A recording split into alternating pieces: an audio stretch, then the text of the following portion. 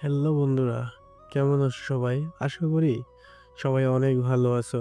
আজকে তোমাদের জন্য নতুন একটা গল্প নিয়ে আসছি, হিমু মালিকার ভয়েসে।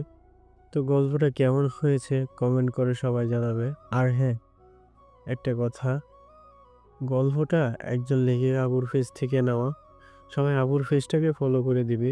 পেজের লিংক পিন কমেন্টে দেওয়া আছে। ধন্যবাদ সবাইকে। আমি দুই হাত তুলে পরম করুণাময় রবের দরবারে আর্জি জানাই, আপনি কারো মহব্বতে এমনভাবে পড়ুন যাতে নিজেকে তার জন্য উৎসর্গ করে দিতে দুবার না পাবেন। তার জন্য আপনি ছটফট করতে করতে নিঃশেষ হয়ে যান বারংবার। তার দর্শন পাওয়ার জন্য আপনার ওই শুভনীয় নেত্র যুগল যেন তৃষ্ণার্ত কাকের মতো চেয়ে থাকে তার পদচারণের প্রাণে। আপনি আমাকে ঠিক যতটুকু যন্ত্রণা দিয়েছেন তার থেকে শত গুণ বেশি ক্লেশ আপনি পান তার নিকট হতে। তার থেকে পাওয়া অবহেলার অসহনীয় যন্ত্রণা থেকে মৃত্যু যন্ত্রণা আপনার নিকট যেন শ্রেয় মনে হয়। আপনি তাকে পাওয়ার জন্য বেপরোয়া হয়ে উঠবেন বারংবার, কিন্তু তাকে আপনি সহজে পাবেন না। যখন আপনি দুঃখে দুঃখে নিঃশেষ হয়ে যাবেন সেই মানবিনীর জন্য, ঠিক তখনই আপনি আমার অব্যক্ত কাতরতাটুকু বুঝবেন। তাই এটা একজন মৃত্যু পথযাত্রীর বদ্ধ আপনাকে। আপনি আমাকে বাঁচতে দিলেন না। কি পাপ করেছিলাম আমি? শুধুমাত্র আপনাকে ভালোবেসেছিলাম। আমি জানি আমি আপনার অফিসের সামান্য কর্মচারী, তাই ব্রাহ্মণ হয়ে চন্দ্র ধরার স্বাদ ছিল না আমার কোনো ক্ষণে। আমি শুধুমাত্র আমার অব্যক্ত অনুভূতিটুকু ব্যক্ত করতে চেয়েছিলাম আপনার মতো হৃদয়হীনের নিকট। কিন্তু আপনি আমাকে এইভাবে সবার সামনে হেনস্থা করবেন সেটা আমি কখনোই ভাবতে পারিনি। ভালোবাসা যদি পাপ হয়ে হয় তবে সেই পাপটুকুই যেন আপনার মতো হৃদয়হীনের দ্বারাও সংগঠিত হয়। ভালোবাসার অনলের দগ্ধ হয়ে ছাই হয়ে যাক আপনার ওই সুন্দর কায়া। নারীদের আপনি ঘৃণা তুচ্ছ তাচ্ছিল্য করেন, তাই না? একদিন এই সামান্য নারীর বিচরণ থাকবে আপনার রন্ধে রন্ধে। যে ভালোবাসার কথা আমার জবান থেকে শুনে আপনার কায়া ঘৃণায় রাগে জ্বলে উঠেছিল, একদিন এই ভালোবাসার কথা সামান্য এক নারীর মুখ থেকে শোনার জন্যই মরিয়া হয়ে উঠবে আপনার ওই কঠোর হৃদয়। আমার হাতের সামান্য স্পর্শ লেগেছিল বলে আপনি আমাকে আঘাত করেছিলেন, তাই না? এমন একদিন আসবে সেই নারী যার ছোঁয়া আপনার সর্বকায়ায় কম্পনের সৃষ্টি করবে। তার সামান্য স্পর্শের জন্য উন্মাদের ন্যায় ছটফট করবেন আপনি। আপনি এক নারীতে এমনভাবে আসক্ত হবেন যার থেকে চাইলেও মুক্তি মিলবে না আপনার। এই বদদোয়া আমি আপনাকে দিলাম, এই অভিশাপ আপনাকে দিলাম। আমার ভালোবাসার মানুষ, আপনি যন্ত্রণা পান এটা যে আমি খুব করে চাইছি, জানেন তো? আপনার ক্লেশময় প্রণয় আমি দেখতে পারবো না বলে আমার খুব আফসোস হচ্ছে। আপনার ওই নেত্রযুগল হতে গড়িয়ে পড়া অশ্রুর দ্বারা দেখতে পাবো না বলেও খুব আফসোস হচ্ছে। থাক, আপনার এই পরিণাম না হয় আমার নেত্রের অগোচরেই হোক। ভালো থাকবেন আপনি, আমার স্বপ্নের পুরুষ, ভালো থাকবেন। বলতে বলতে মেয়েটির দু চক্ষু হতে দুফোঁটা অশ্রুকণা গড়িয়ে পড়ার সাথে সাথে দানবের ন্যায় দাঁড়িয়ে থাকা 12তলা দালান হতে ঝাঁপিয়ে পড়ে নিজের জীবনের পরিসমাপ্তির টানল এক ভগ্ন হৃদয়ের ব্যর্থ প্রেমিকা। প্রতিটি মানুষ নীরব দর্শকের ন্যায় দাঁড়িয়ে পর্যবেক্ষণ করল। সবটুকু কেউ চেয়েও মেয়েটিকে বাঁচাতে পারেনি মৃত্যু নামক কঠিন সত্যের কবল হতে। কিন্তু যার জন্য এত কাহিনীর সূত্রপাত, তার মধ্যে কোনো ভাবান্তর দেখা গেল না। সে ছিল নির্বিকার এবং কঠোর হৃদয়হীনের ন্যায় দাঁড়িয়ে। মেয়েটির বদয়ায় তার মুখে ফুটে উঠল একটি ভয়ঙ্কর কুটিল হাসি। সেই ভয়ঙ্কর কুটিল হাসির রেখা টেনে তাচ্ছিল্যের সুরে বলল, Sorry, dear. Your curse will never come true because I have no heart. এই তাসোয়ার আবরার হাসিল কখনো কোনো নারীতে মগ্ন হবে না, হবে না কোনো নারীতে আসক্ত। বলেই সে তার বিশ্বস্ত বন্ধু ও তার ডান হাত সাব্বিরকে উদ্দেশ্য করে বলল, Bir tells everyone to go back to their respective workplaces and deal with this situation. I need to go right now. বলেই হাসিল সেই স্থান হতে প্রস্থান করল। হাসিলের যাওয়ার পানে তাকিয়ে একটা দীর্ঘশ্বাস ত্যাগ করে সাব্বির বলল, এই কঠোর হৃদয়ের পুরুষের মনে আদৌ কি কেউ জায়গা দখল করতে পারবে? বলেই সাব্বির নিজ কাজে ব্যস্ত হয়ে পড়ে। পরিচয় পর্বটা সেরে নেওয়া যাক। তাসওয়ার আবরার হাসিল, বয়স 27, গায়ের রং উজ্জ্বল শ্যামবর্ণের, চোখের মণি দুটো নীলাভ্র, মারাত্মক সুদর্শন একজন পুরুষ, যাকে দেখলে যে কোনো নারীর হৃদয় কিছু মুহূর্তের জন্য হলেও থমকে যাবে। শুধু তাই নয়, তিনি একজন স্বনামধন্য বিজনেসম্যান এবং অন্ধকার জগতের কিং অফ মাফিয়া, যার নামই যথেষ্ট মানুষের মনে ভয়ে কম্পনের সৃষ্টি করার। দয়া মায়ার বলতে কিছুই নেই যার মনে। মানুষ খুন করতে যে দুবারও ভাবে না, সেই ব্যক্তি কি আদৌ কারো মহাব্বতে পড়ে নিজের সর্বস্ব বিসর্জন দিতে প্রস্তুত হবে? এটা কি আদৌ সম্ভব? যদি সম্ভব হয়, তবে কে সেই নারী যার জন্য এই হৃদয়হীন পুরুষের হৃদয়ে কোমলতা ছড়িয়ে পড়বে? কোথায় সে? গ্রামের নাম রূপনগর। নামের মতোই বৈচিত্র্যময় নৈসর্গিক সৌন্দর্যে ভরপুর। চারিদিকে দৃশ্যমান সবুজ শ্যামল গ্রাম, যার মাঠ ভরা রয়েছে ধান আর চারিদিকে রয়েছে নানা রকম গাছপালা। ফসলের মৃদু শব্দ আর সোনালি সূর্যে কারো হৃদয়ে প্রশান্তি বয়ে আনে। সেই গ্রামের ছোট্ট এক কিশোরী কন্যা জাদুয়া জাহান স্কুল শেষে কেবল বাসায় ফিরেছে।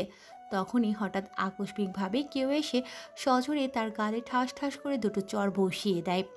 আকস্মিক হামলায় নিজেকে সামলাতে না পেরে পড়ে যায় মাটিতে। মাথা উঁচু করে তাকিয়ে দেখল তার চাচি রাগান্বিত দৃষ্টিতে তাকিয়ে আছে তার পানে। জাদুয়া কিছু বুঝতে না পেরে চাচিকে প্রশ্ন করল, চাচি, কি হয়েছে? আপনি আমারে মারতেছেন কেন? আমার দোষ?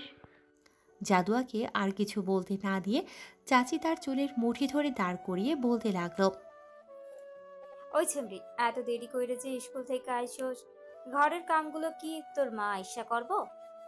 চাচির এহেন আচরণে ব্যথায় কুকিয়ে উঠল জাদুয়ার ছোট্ট কায়া। ভাঙা ভাঙা ধ্বনিতে শুধালো, চাচি, আজকে স্কুলে একটা পরীক্ষা ছিল, তাই আজকে একটু দেরি হয়ে গেছে আসতে। আর আমি তো সব কাজ কইরা রাখছি, শুধু দুপুরের রান্নাটা বাকি আছে। আমারে মায়ের না, আমি এখনই সব কাজ কইরা ফেলাইতেছি। ফুপিয়ে ফুপিয়ে মিনতির স্বরে বলল জাদুয়া। চাচি জাদুয়ার চুলের মুঠি ছেড়ে দিয়ে বলল, তাড়াতাড়ি রান্না কইরা তোর চাচার লইগা খাওন লইয়া যা খেতে। একটু দেরি হইলে কিন্তু মায়ের একটাও নিচে পড়ব না। বলেই চাচি প্রস্থান করল সেখান হতে। চাচির কথা শুনে কাঁদতে কাঁদতে রান্নাঘরে গিয়ে রান্না শুরু করে দেয়। জাদুয়া তখনই পেছন থেকে জাদুয়ার মাথায় হাত বুলিয়ে তাকে সান্ত্বনা দিতে থাকে তার দাদি। দাদিকে দেখেই শক্ত করে জাপটে ধরে উচ্চস্বরে কেঁদে ওঠে জাদুয়া। কেঁদে কেঁদে দাদিকে প্রশ্ন করে, দাদি, চাচি সব সময় আমারে কেন মারে? আমার খুব কষ্ট হয়, আমার আর সহ্য হয় না চাচির মায়েরগুলা। দেখো, সেদিনের মায়ের দাগগুলো এখনো যায় নাই। দাদি মা বাবা যখন মারা গেছে, তখন আমারে একা রেখা কেন গেল? আমারে কি লইয়া গেলে হইতো না? আমার এই যন্ত্রণাগুলো কি কোনোদিন যাইবো না দাদি? ফুপিয়ে কাঁদতে কাঁদতে বলল জাদুয়া। জাদুয়ার কথা শুনে দাদি মুখে আঁচল দিয়ে কাঁদতে কাঁদতে বলল, বোন, এগুলো তুই কি কস? সবই করতে হয় না, তুই চুপ থাক আর কান্দিস না। কষ্ট মানুষের চিরজীবন থাকে না, একদিন দেখবি তোর সব কষ্ট মুইসা দেওয়ার লাইগা একটা রাজপুত্র আসবো। সে তোর চোখের এক ফোঁটা পানিও আসতে দিব না। দেখিস বোন, সে তোরে পরাণ দিয়া আগলাইয়া রাখবো। বলল। দাদির কথা শুনে জাদুয়া অবিশ্বাসের ন্যায় বলল, না দাদি, কোনো রাজপুত্র আইব না। দাদি, কোনো রাজপুত্র আইব না আমার লাগা। আমার দুঃখ কোনোদিন যাইব না। আমি যে দুর্ভাগা কপালে জীবনেও। জাদুয়ার কথা শুনে দাদি আদরে ভঙ্গিতে বলল, বোন, মনে রাখিস, আল্লাহ তাআলা যারে অনেক কষ্ট দেয় তারে সেই কষ্টের পরে আবার প্রচুর পরিমাণ সুখও দেয়। আর সেই সুখের জন্য তোরে ধৈর্য ধইরা থাকতে হইব। বলেই দাদি একটা দীর্ঘশ্বাস ছেড়ে আবার বলল, তোর সুখ মনে হয় আমি দেখা যাইতে পারুম না বইন, কিন্তু তুই মনে রাখিস আল্লাহ নিশ্চয়ই কোনো একজনের তোর লাইগা পাঠাইব তোরে পুতুলের মতো আগলাইয়া রাখতে এক কুৎসিত সমাজ থাইকা। জাদুয়া দাদির কথা শুনে আঁতকে উঠে দাদিকে জাপটে ধরে কান্নারত কণ্ঠে বলল, দাদি তুমি আমার দাদি তুমি আমার রাইখা কোথাও যাইও না। তুমি কোথাও গেলে আমি তো মই রাইখ যাবো। দাদি জাদুয়ার কথা শুনে মাথায় আদরে হাত বোলাতে বোলাতে বলতে লাগলো, আমি তোরে থুইয়া জামু কই পাগলি, কোথাও যামু না। কিন্তু দাদি মনে মনে বলল, জাদুয়ারে আমি তো তোরে থুইয়া কোথাও যাইতে চাই না রে বই, কিন্তু হায়াত মুহূর্ত সব ওই উপরওয়ালার হাতে। আমার শরীরটা যে আর চলছে না রে বইন।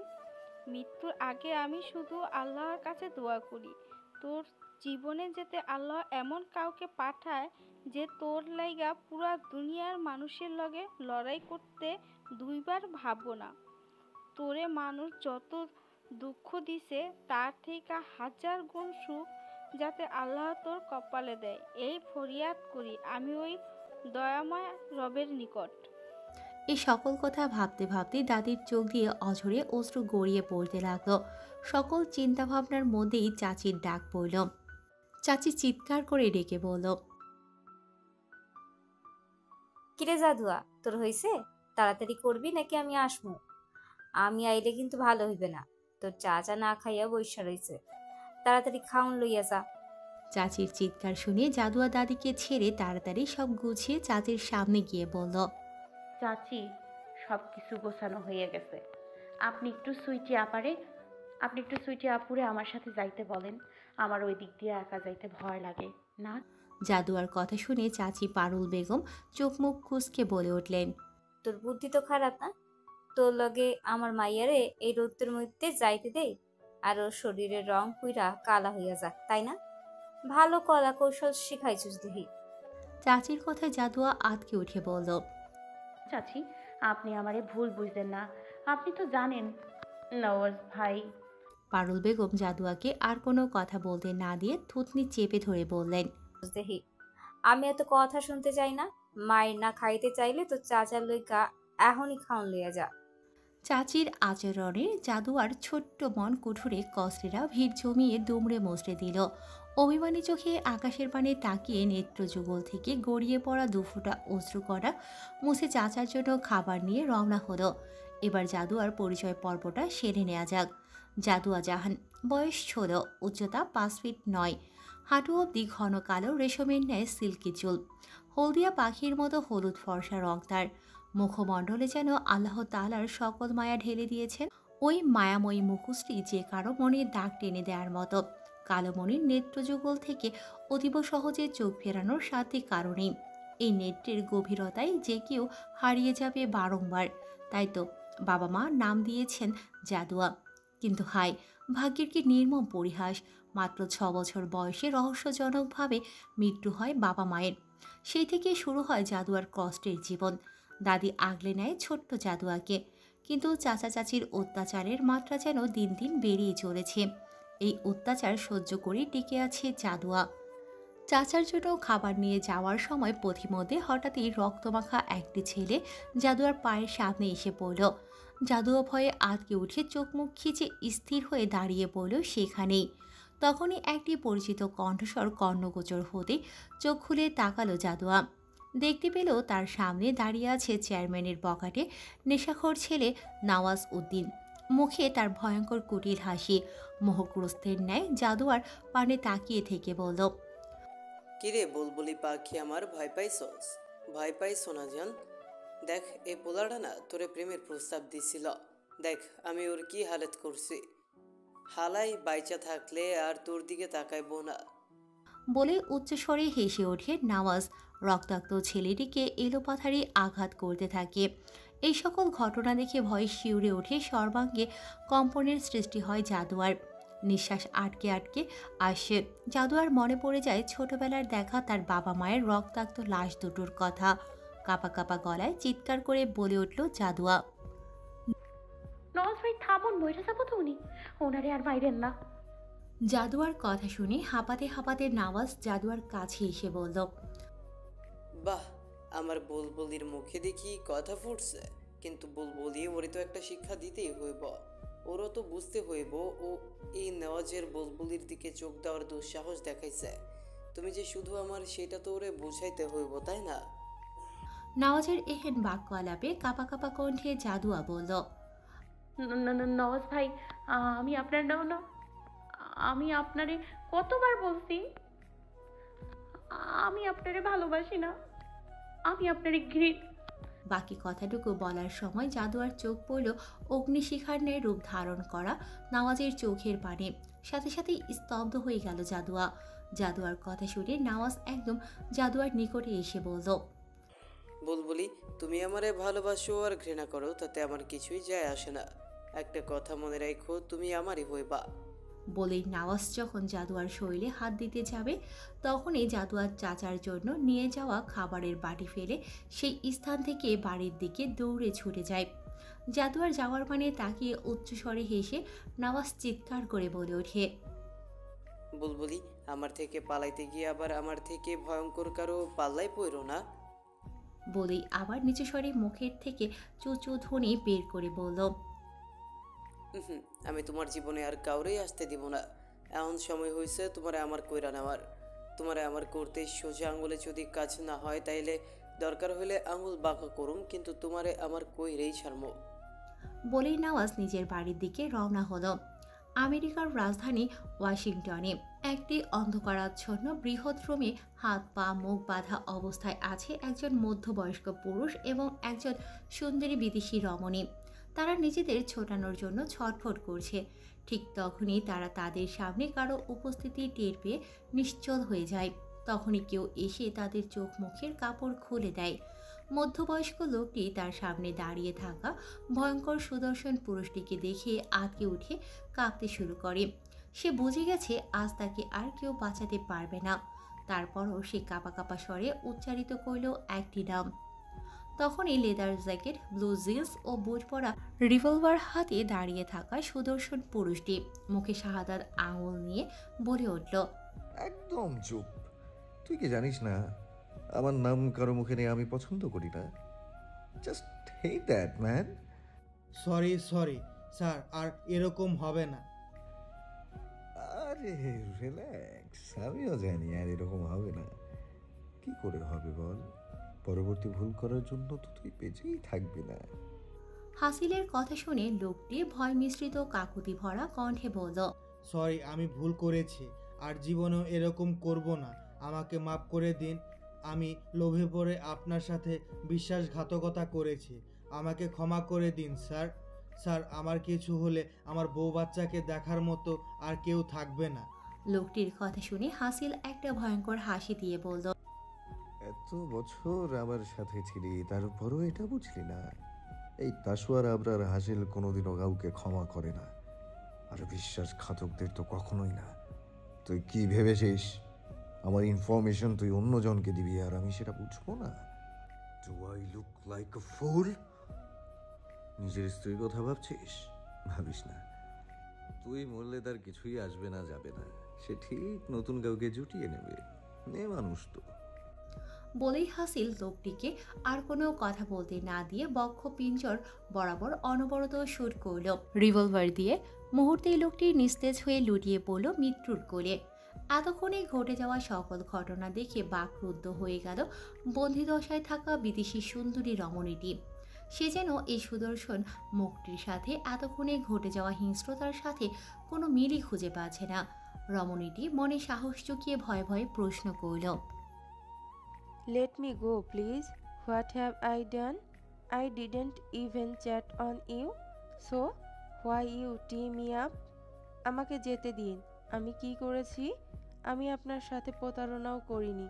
তাহলে আমাকে বেঁধে রেখেছেন কেন? বিদেশি রমণীর কথায় হাসিল তীক্ষ্ণ দৃষ্টিতে তাকিয়ে বলল, absolutely right. sweetheart? You didn't cheat on me. But you know what, sweetheart? I hate all women. But I hate prostitutes terribly. And you are a whore. You wanted to sleep with me, didn't you? Even though I would have let you go, but you showed your audacity by giving me drugs and touching me badly with those dirty hands of yours. So tell me, how could I let you go? মেয়েটিকে আর কোনো কথা বলতে না দিয়ে নিজের revolver এর অবশিষ্ট সকল গুলি শুট করল মেয়েটির বক্ষ পিঞ্জর বরাবর। এরপর হাসিল তার ডান হাত সাব্বিরকে উদ্দেশ্য করে বলল, সাব্বির, রুমটি তাড়াতাড়ি পরিষ্কার কর। বলেই সেখান থেকে প্রস্থান করল হাসিল। হাসিলের যাওয়ার পানে তাকিয়ে অন্যান্য গার্ডদের মধ্যে একজন বলে উঠল,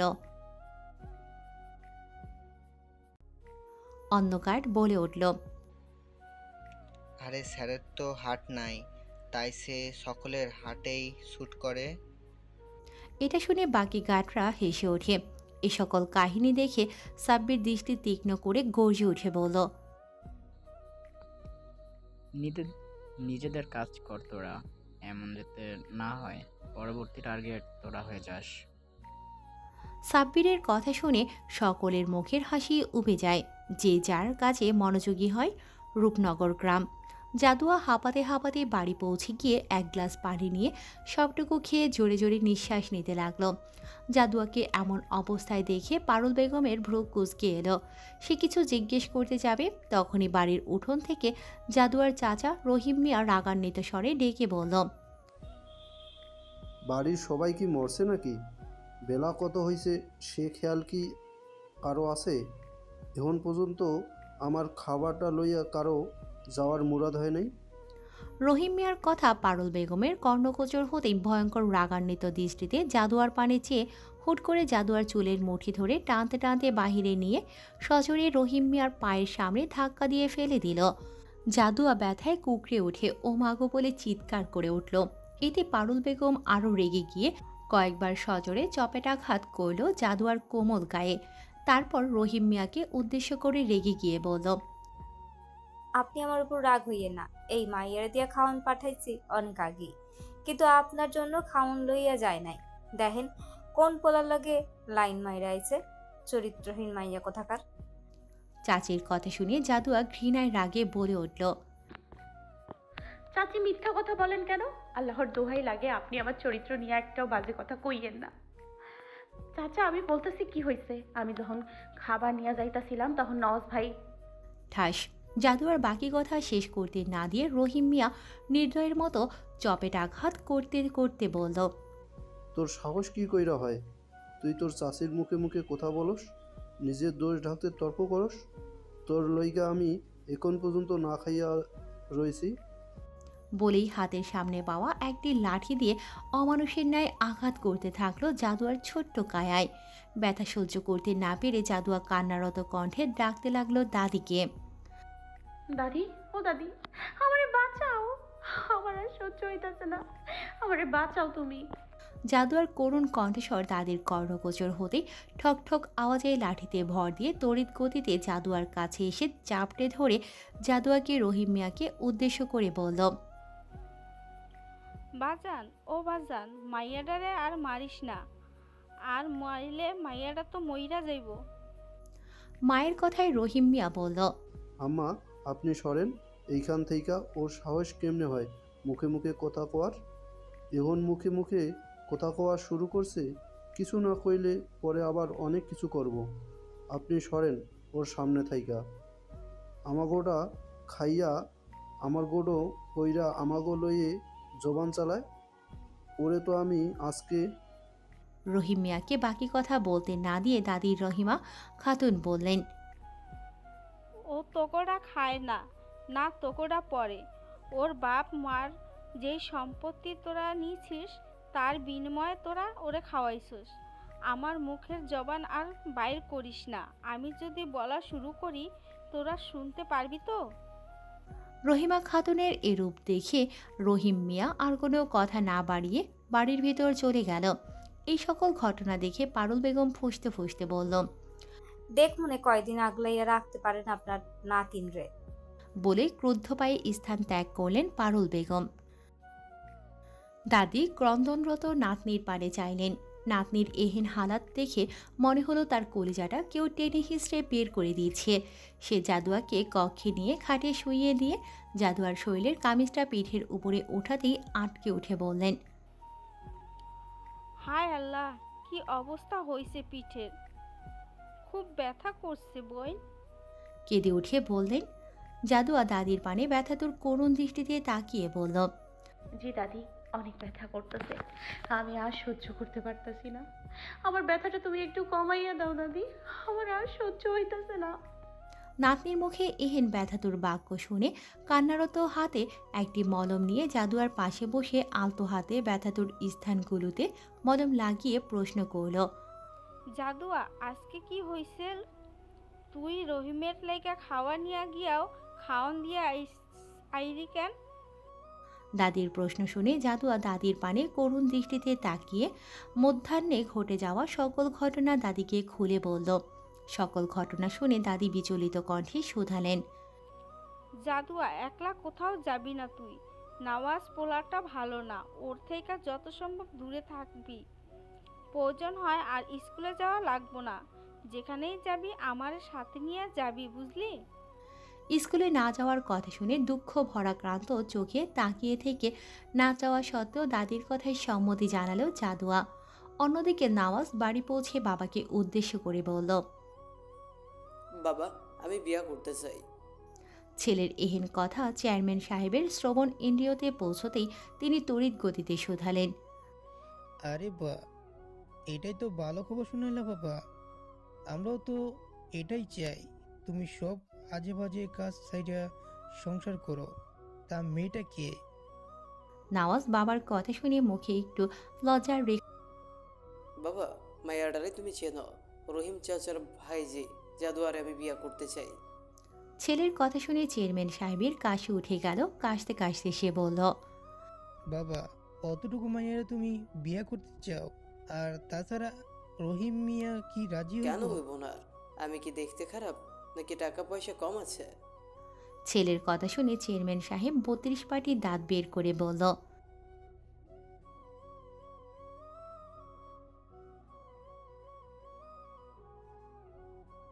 বাবার এহেন বাক্যালাপে নওয়াজ খেপে গিয়ে বলল, বাবা, আমি কিছু জানি না, আমি জাদুয়ারে চাই মানে চাই। আর ছেলে মানুষের এরকম একটু আড্ডু দোষ থাকেই। তুমি যে কোনোভাবে কয়েকদিনের মধ্যে জাদুয়ার লগে আমার বিয়ে ঠিক করো। রাজি হইলে হইব, না হইলে জোর কইরা করাইবা। বলেই নওয়াজ স্থান ত্যাগ করল। ছেলের যাওয়ার পানে তাকিয়ে আফসোসের সুরে চেয়ারম্যান সাহেব বিড়বিড়িয়ে বলল,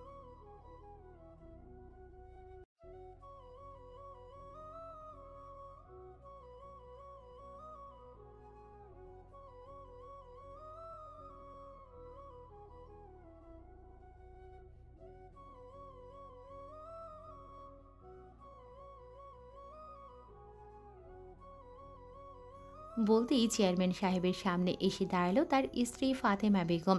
ভ্রুকুচকে তিনি বললেন,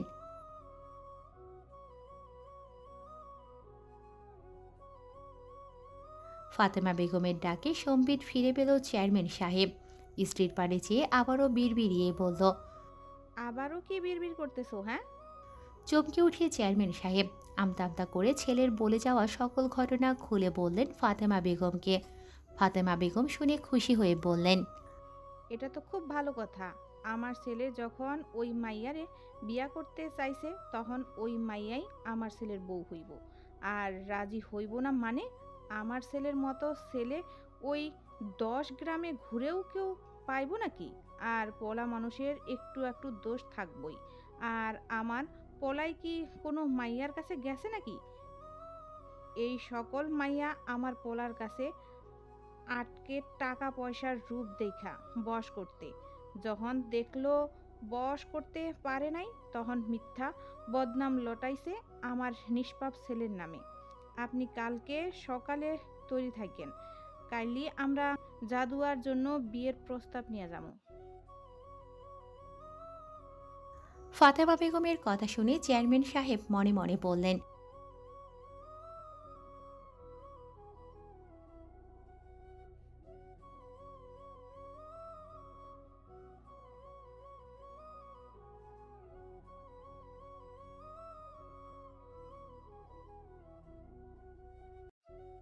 সকল জল্পনা কল্পনার মধ্যেই ডাক পড়ল ফাতেমা বেগমের।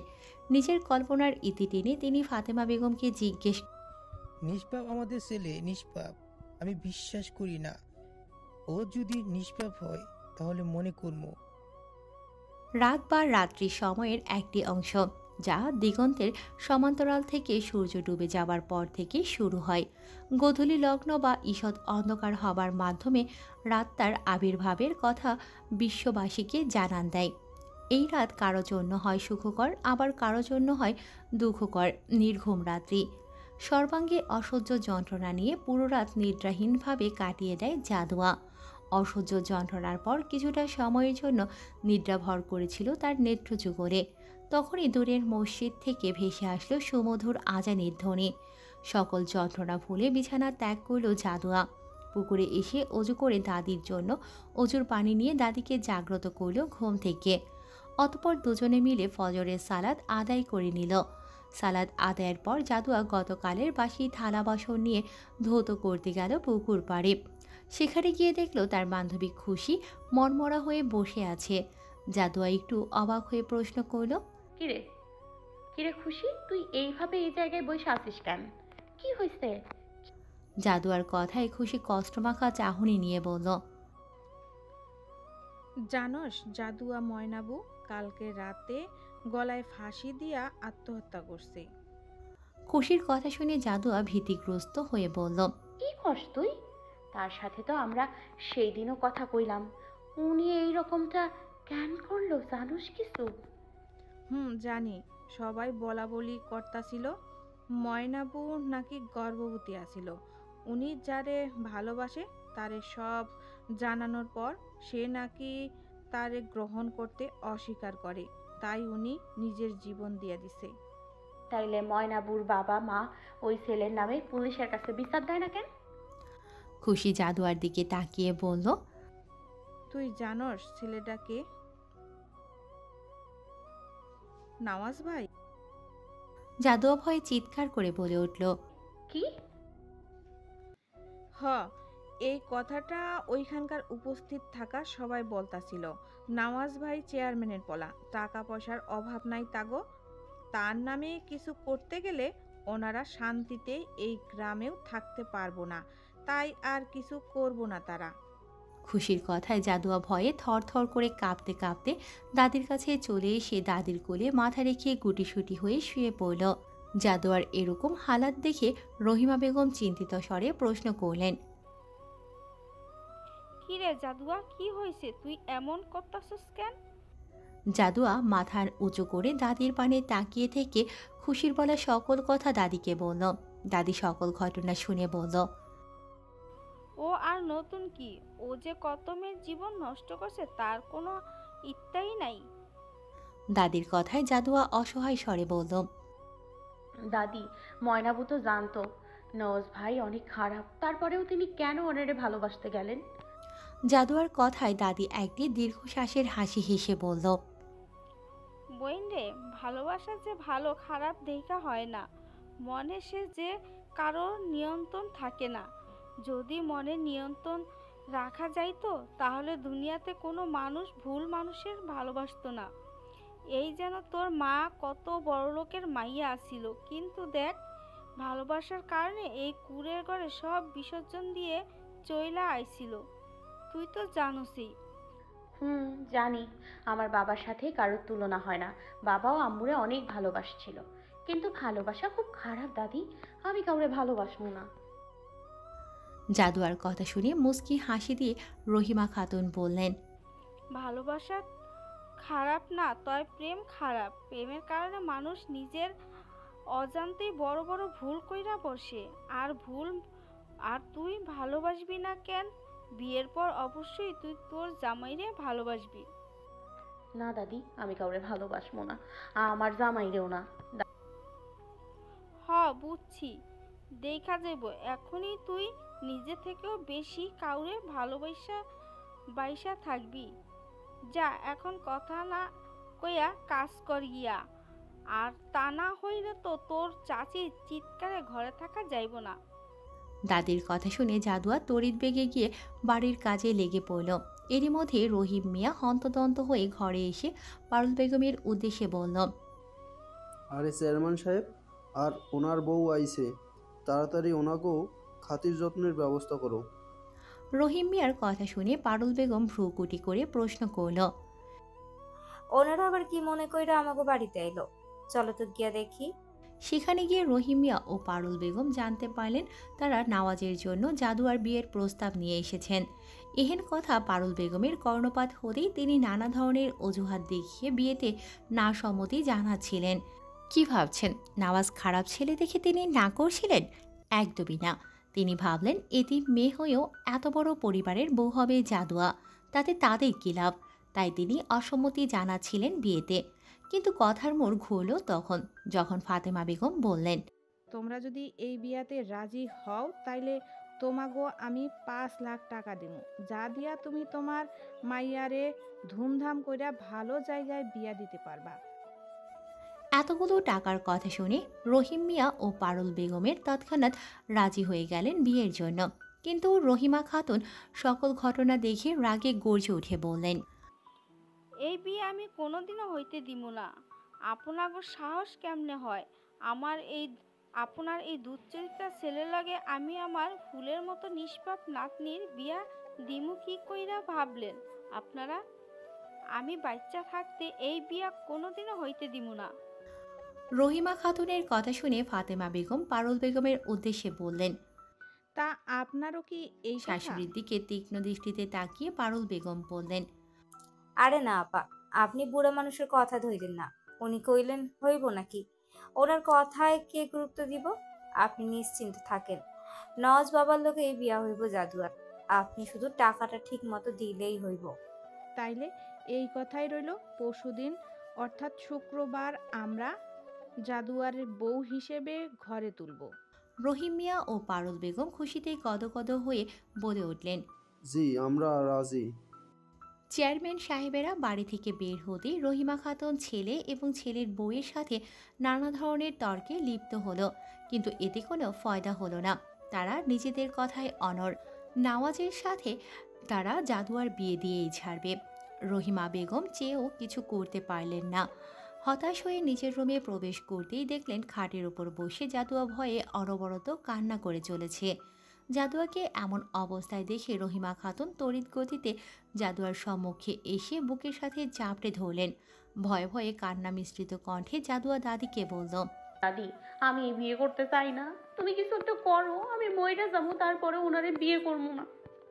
জাদুয়ার কথার প্রতি উত্তরে দাদি বললেন, এইসব কথা কইতে হয় না বইন। আল্লাহ যখন বিপদ দিচ্ছে আল্লাহই বিপদ থেকে রক্ষা করব, তুই চিন্তা করিস না। আমি এই বিয়া হইতে দিমু না। বলেই রহিমা খাতুন ভাবনার জগতেই বিচরণ করতে লাগলেন এবং মনে মনে আওড়ালেন কি করে তিনি জাদুয়াকে রক্ষা করবেন। কেটে গেল একটা দিন। আগামীকাল নওয়াজের সাথে জাদুয়ার বিয়ে। মেয়েটি ভয়ে একদম গুটিয়ে গেছে। রহিমা খাতুন কোনোভাবেই নাতনির এহেন হালাত সহ্য করতে পারছেন না। সময় যত ফুরোচ্ছে রহিমা খাতুনের চিন্তারা যেন দুমড়ে মুচড়ে শেষ করে দিচ্ছেন তাকে। কি করে বাঁচাবেন তিনি জাদুয়াকে? ভাবতে ভাবতে হঠাৎই তার ভাবনার পরিসমাপ্তি টানল একটি নাম, আর তা হলো সুলতানা খান, জাদুয়ার নানুমণি। নামটি মাথায় আসতেই রহিমা খাতুন খুঁজে বের করলেন তার পুরনো আমলের একটি সিন্দুক। সেটি খুলে অনুসন্ধান চালালেন কাঙ্ক্ষিত বস্তুটির এবং সেটি পেয়েও গেলেন একটি ফোন নাম্বার, যা পেয়ে তিনি স্বস্তির নিঃশ্বাস ত্যাগ করলেন।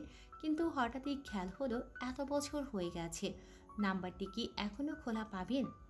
এই সকল চিন্তায় আবারও মন কুঠুরে নেমে আসলো বিষাদের ছায়া।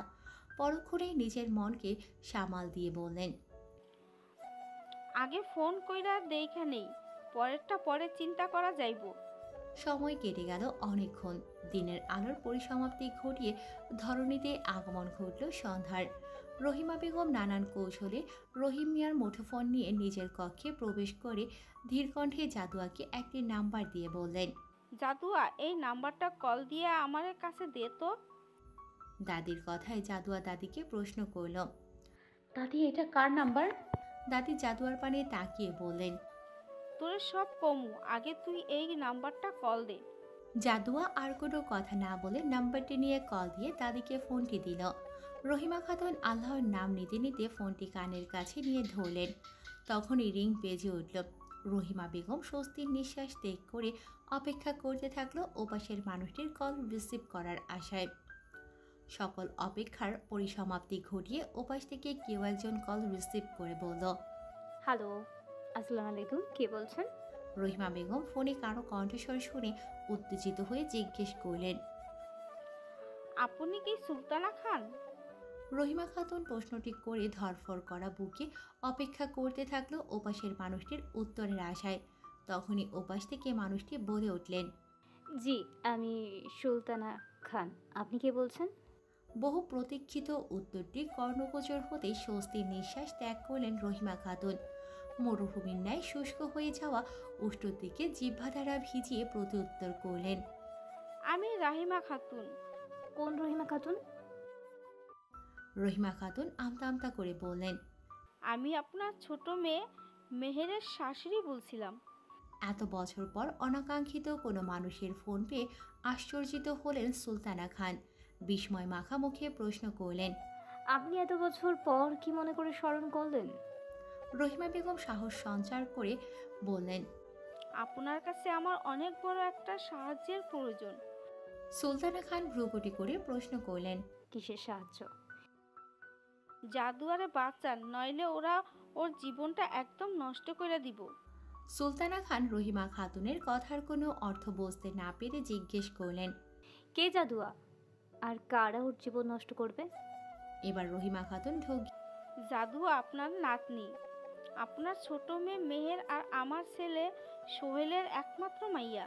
রহিমা খাতুনের কথায় সুলতানা খান অবাকের সপ্তম আসমানে পৌঁছে গিয়ে নিজের মস্তিষ্ককে স্থির করে বললেন, আপনি এসব কি বলছেন? আপনি নিজেই আমাকে বলেছেন আমার মেয়ে আর আমার মেয়ে জামাইয়ের মৃত্যুর সংবাদ। কই, সেদিন তো বলেননি ওদের একটা কন্যা সন্তানও ছিল?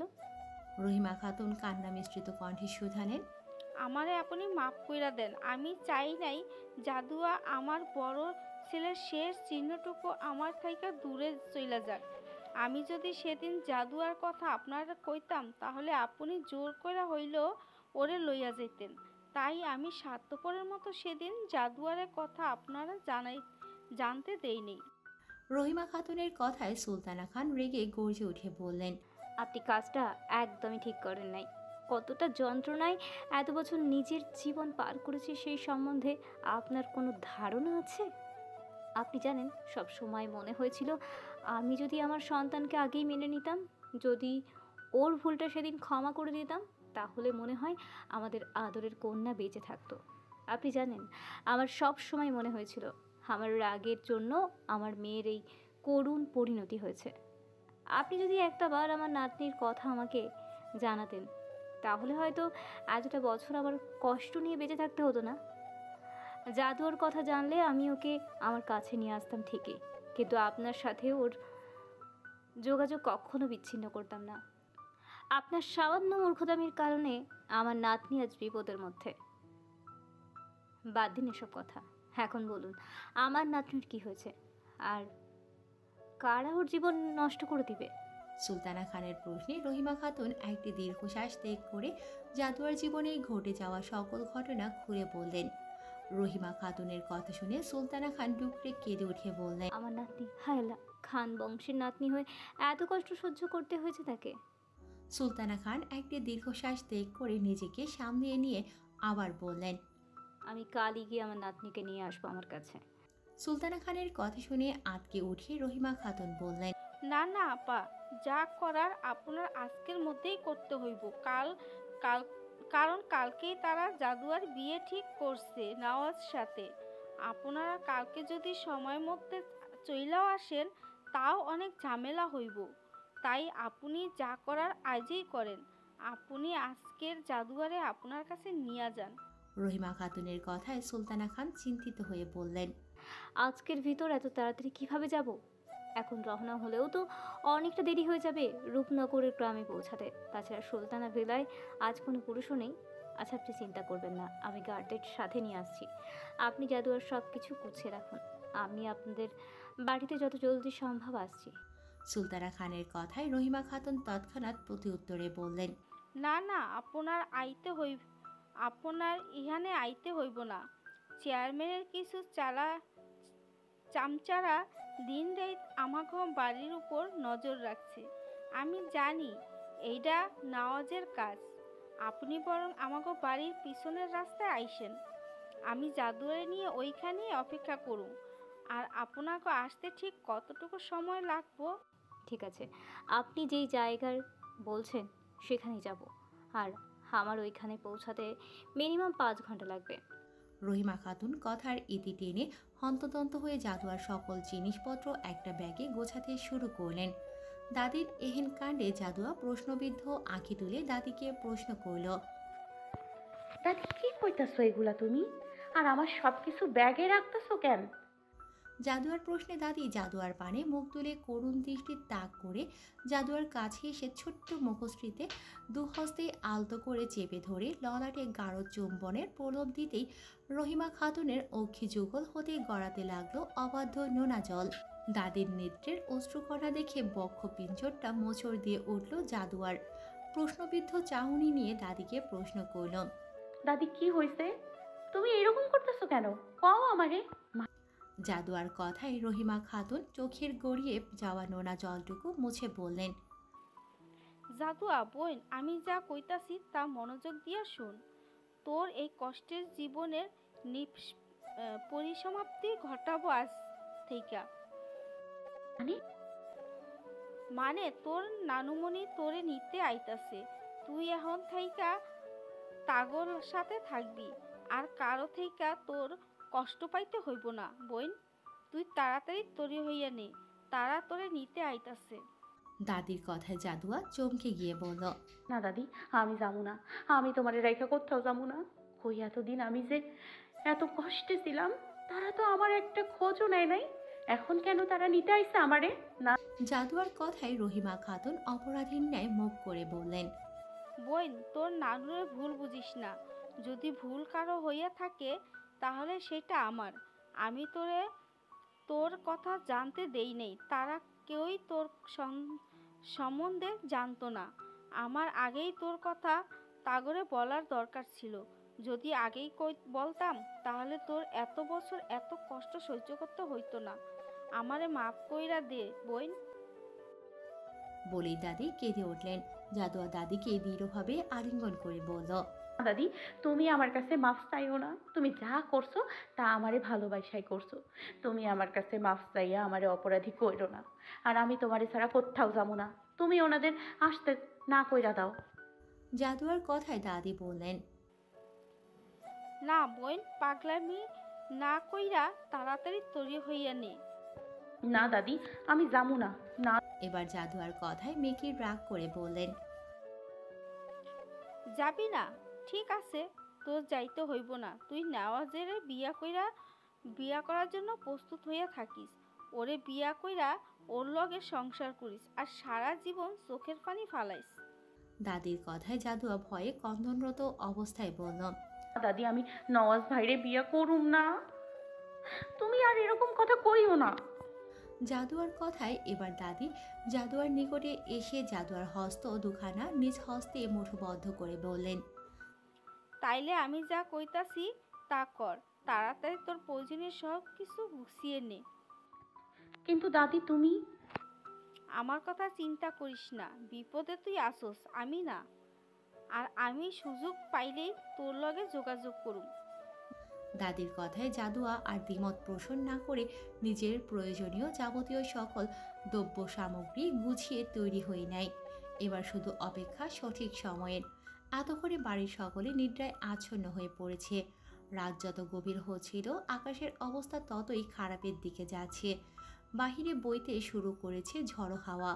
খানিক বাদে বাদেই শোনা যাচ্ছে বজ্রের বিকট শব্দ। প্রকৃতির এহেন অবস্থা রহিমা খাতুন তোয়াক্কা না করে অতি সাবধানতার সহিত বাড়ি থেকে বেরিয়ে এলো জাদুয়াকে নিয়ে। পথিমধ্যে রহিমা খাতুনের পক্ষে অনুভব হলো তীব্র ব্যথার। দাঁতে দাঁত চেপে নিজের শরীরের সকল শক্তি সঞ্চার করে এগোতে লাগলো কাঙ্ক্ষিত গন্তব্যস্থলে। খানিকক্ষণ বাদে অম্বরের বুক চিরে বেরিয়ে আসা আলোক রোশনিতে স্পষ্ট হলো রহিমা খাতুনের ব্যথাতুর মুখশ্রী। সঙ্গে সঙ্গে জাদুয়া দাদিকে দুহাতে আগলে নিয়ে প্রশ্ন করল। দাদি কি হয়েছে, তোমার এমন লাগতেছে কেন? জাদুয়ার প্রশ্নে দাদি মুখে মেকি হাসির রেখা টেনে সকল যন্ত্রণাকে লুকিয়ে বললেন, বুড়া হইয়া গেছি তোর, তাই হাঁটতে একটু কষ্ট হইতাছে আর কি। দাদি তোমার বেশি কষ্ট হইলে বাড়িতে চলো আমাকে। জাদুয়ার কথা সম্পূর্ণ করতে না দিয়ে দাদি রাগান্বিত স্বরে বললেন, দাদি চুপ থাক, আর একটাও বেশি কথা কবি না, চুপচাপ হাঁটতে থাক। দাদিকে রেগে যেতে দেখে জাদুয়া আর কোনো কথা না বাড়িয়ে দাদিকে ধরে হাঁটা শুরু করলো নিজ গন্তব্যের দিকে। প্রকৃতির সকল বাধা পেরিয়ে তারা পৌঁছালো তাদের নির্বাচিত স্থানটিতে। সেখানে এসে দেখলো এখনও কেউ আসেনি। বক্ষের চিনচিন ব্যথা নিয়ে ঝিরিঝিরি বৃষ্টির মাঝেই অপেক্ষার প্রহর গুনতে লাগলো তারা সুলতানা খানের আগমনের জন্য। অপেক্ষার সমাপ্তি টেনে বিশাল বড় গাড়ি এসে থামলো তাদের সামনে। হঠাৎ গাড়ি থেকে নেমে আসলো বিশালদেহী একজন গার্ড, যিনি সুলতানা খানকে গাড়ির ডোর খুলে বেরোতে সাহায্য করছিলেন। সুলতানা খান গাড়ি থেকে নামতে গার্ডটি তার মাথার ওপর ছাতা ধরে সাহায্য করছিল সামনে এগোতে। সুলতানা খানের চোখের সামনে জাদুয়াকে দেখেই দুহাত দিয়ে শক্ত করে আলিঙ্গন করে ললাটে গালে অধরে চুম্বন এঁকে দিয়ে জাদুয়াকে জড়িয়ে ধরে রহিমা খাতুনের উদ্দেশ্যে বললেন, ও একদম মেহেরের মতো হয়েছে তাই না আপা? রহিমা খাতুন সুলতানা খানের কথায় সায় জানিয়ে বললেন, জি আপা, ও একদম আপনার মেয়ের মতো হইছে। আপা আর দেরি না কইরা আপনার এক্ষুনি রওনা হন যাওয়ার জন্য। আকাশের অবস্থা তেমন ভালো না, যে কোনো সময় ঝড় শুরু হইয়া যাইতে পারে। রহিমা খাতুনের কথায় সুলতানা খান বলল, আপা আপনি? আমার জন্য চিন্তা কইরেন না, আমি একাই বাড়িতে যাইতে পারুম। আপনি এখন ওর নিয়া চইলা যান। দাদির কথায় জাদুয়া ভয়ে কান্নারত কণ্ঠে দাদির দুহস্ত শক্তভাবে চেপে ধরে বলল, দাদি তুমি আমার সাথে চলো। রহিমা খাতুন জাদুয়ার হস্ত থেকে নিজ হস্ত ছাড়িয়ে নিয়ে জাদুয়াকে টেনে গাড়িতে বসিয়ে গাড়ির দরজা লাগাতেই জাদুয়া চিৎকার করে দাদিকে বলল, দাদি আমি যাবো না তোমার রাইখা। রহিমা খাতুন জাদুয়ার কথার কোনো প্রত্যুত্তর না করে সুলতানা খানের দিকে চেয়ে বললেন, আপা তাড়াতাড়ি যান আপনারা এখান থাইকা। রহিমা খাতুনের কথায় সুলতানা খান আর কাল বিলম্ব না করে রওনা হলেন নিজেদের গন্তব্যে। জাদুয়া গাড়ির জানালা ভেদ করে অশ্রুসিক্ত নয়নে চেয়ে রইল দাদির পানে। যতক্ষণ অবধি দাদিকে দেখা যায়, রহিমা খাতুনও সেখানে দাঁড়িয়ে দেখতে লাগলো নিজের প্রাণপ্রিয় নাতনির বিদায় বেলা। গাড়িটি দৃষ্টি থেকে অদৃশ্য হওয়ার সাথে সাথেই রহিমা খাতুন নিজের বক্ষস্থল চেপে ধরে অসহ্য যন্ত্রণায় বসে পড়লেন সেখানেই। আল্লাহর নাম জপতে জপতে বুকের অসহ্য যন্ত্রণা নিয়ে বাড়িতে ঢুকতেই পারুল বেগমের কর্কশ কণ্ঠে থেমে গেলেন রহিমা খাতুন। রেগে গর্জে উঠে পারুল বেগম প্রশ্ন করলেন, জাদুয়া কই কই রাখা আসছেন ওরে? আমি ঘুমের থেকে না জাগলে তো আপনার এই শয়তানি ধরতেই পারতাম না। আপনি কি মনে করছেন ওরে লুকাইয়া রাখলে আমরা আর খুঁজে পাবো না ওরে? এবার পারুল বেগম রহিম মিয়ার দিকে ঘুরে বললেন, তাড়াতাড়ি আপনার মায়েরে বলেন জাদুয়া কই আছে বলতে। রহিম মিয়া নিজের স্ত্রীর কথায় রহিমা খাতুনকে একই প্রশ্ন করলেন। রহিমা খাতুন তাদের প্রশ্নে মুখে একটু তৃপ্তির হাসি ফুটিয়ে বললেন, আমি জাদুয়ারে তোমাকে অত্যাচারের সীমানার থেকে অনেক দূরে পাঠাইয়া দিচ্ছি। বলেই রহিমা খাতুন মাটিতে লুটিয়ে পড়লেন। রহিম মিয়া সঙ্গে সঙ্গে এসে মাকে আগলে ধরে ডাকাডাকি করলেন, কিন্তু রহিমা খাতুন এখন আর কারোটাকে সাড়া দিলেন না। বিদায় নিলেন এই অসভ্য বর্বর দুনিয়া থেকে। সে বিদায় নিল এই নিষ্ঠুর দুনিয়া থেকে, যে দুনিয়ায় সে বৃদ্ধ বলে কথার কোনো মূল্য দেয়া হতো না, সেই দুনিয়া থেকে যে দুনিয়ার সন্তান মাকে সম্মান দিতে জানত না। গন্তব্য হলো সেই দুনিয়ার যেই দুনিয়া চিরস্থায়ী, যেখানে তাকে করা হবে না অবহেলা অনাদর। মৃত্যু সে যেন চিরন্তন সত্যবাণী। জন্ম যখন হয়েছে তখন মৃত্যু অবধারিত। আল্লাহ সুবহানাল্লাহু তাআলা বলেন, প্রত্যেক প্রাণীকে মৃত্যুর স্বাদ গ্রহণ করতে হবে এবং তোমরা নিজ নিজ কাজের প্রতিফলন সম্পূর্ণভাবেই কিয়ামতের দিন পাবে। মাটিতে লুটিয়ে পড়ে আছে রহিমা খাতুনের নিথর দেহটি। সামনেই রহিম মিয়া বাক্যশূন্য হয়ে চেয়ে আছেন মায়ের অনাদরে পড়ে থাকা দেহটির দিকে, যা এখন লাশ নামে পরিচিত। জাদুয়া সে জানল না সেই মানুষটির মৃত্যুর সংবাদ, যে এত বছর নিজের বুক দিয়ে সযত্নে আগলে রেখেছিল তাকে। যখন সে জানবে তার প্রাণপ্রিয় দাদির মৃত্যুর সংবাদ, তখন সে কী করবে? দাদির মৃত্যুর সংবাদ থেকে অজানা জাদুয়া কান্নারত অবস্থায় দুর্বল হয়ে ঘুমিয়ে পড়ল গাড়ির মধ্যে। সুলতানা খান নাতনির নেতিয়ে যাওয়া ঘুমন্ত মুখশ্রীটি বুকের মধ্যে ভালোভাবে চেপে ধরলেন, যাতে জাদুয়ার কোনো অসুবিধা না হয়। সূর্যের একাংশ দিগন্তের উপর ছড়িয়ে জানান দিচ্ছে প্রত্যকালের আগমনের কথা। সূর্যোদয়ের সঙ্গে সঙ্গে বিশাল গাড়িটি এসে থামল সুলতানা ভিলার সামনে। সুলতানা খান ঘুমন্ত জাদুয়ার মুখশ্রী দেখে একটু প্রশান্তির হাসি হেসে ডেকে তুললেন জাদুয়াকে। ঘুম থেকে উঠতেই জাদুয়ার চোখ পড়ল সামনে থাকা বাড়িটির দিকে। এটাকে বাড়ি বলার নিছকই বোকামি বয়ে কিছুই না, এটা যেন কোনো রাজকীয় প্রাসাদ। জাদুয়া চোখ বড় বড় করে বেরিয়ে আসলো গাড়ি থেকে। সুলতানা খান জাদুয়ার হাত ধরে নিয়ে গেল সুলতানা ভিলার মধ্যে। জাদুয়া আশেপাশের সব কিছু দেখছে আর অবাক হচ্ছে। ড্রয়িং রুমে পৌঁছাতেই সকলে এসে উপস্থিত হলো সুলতানা খানের সামনে।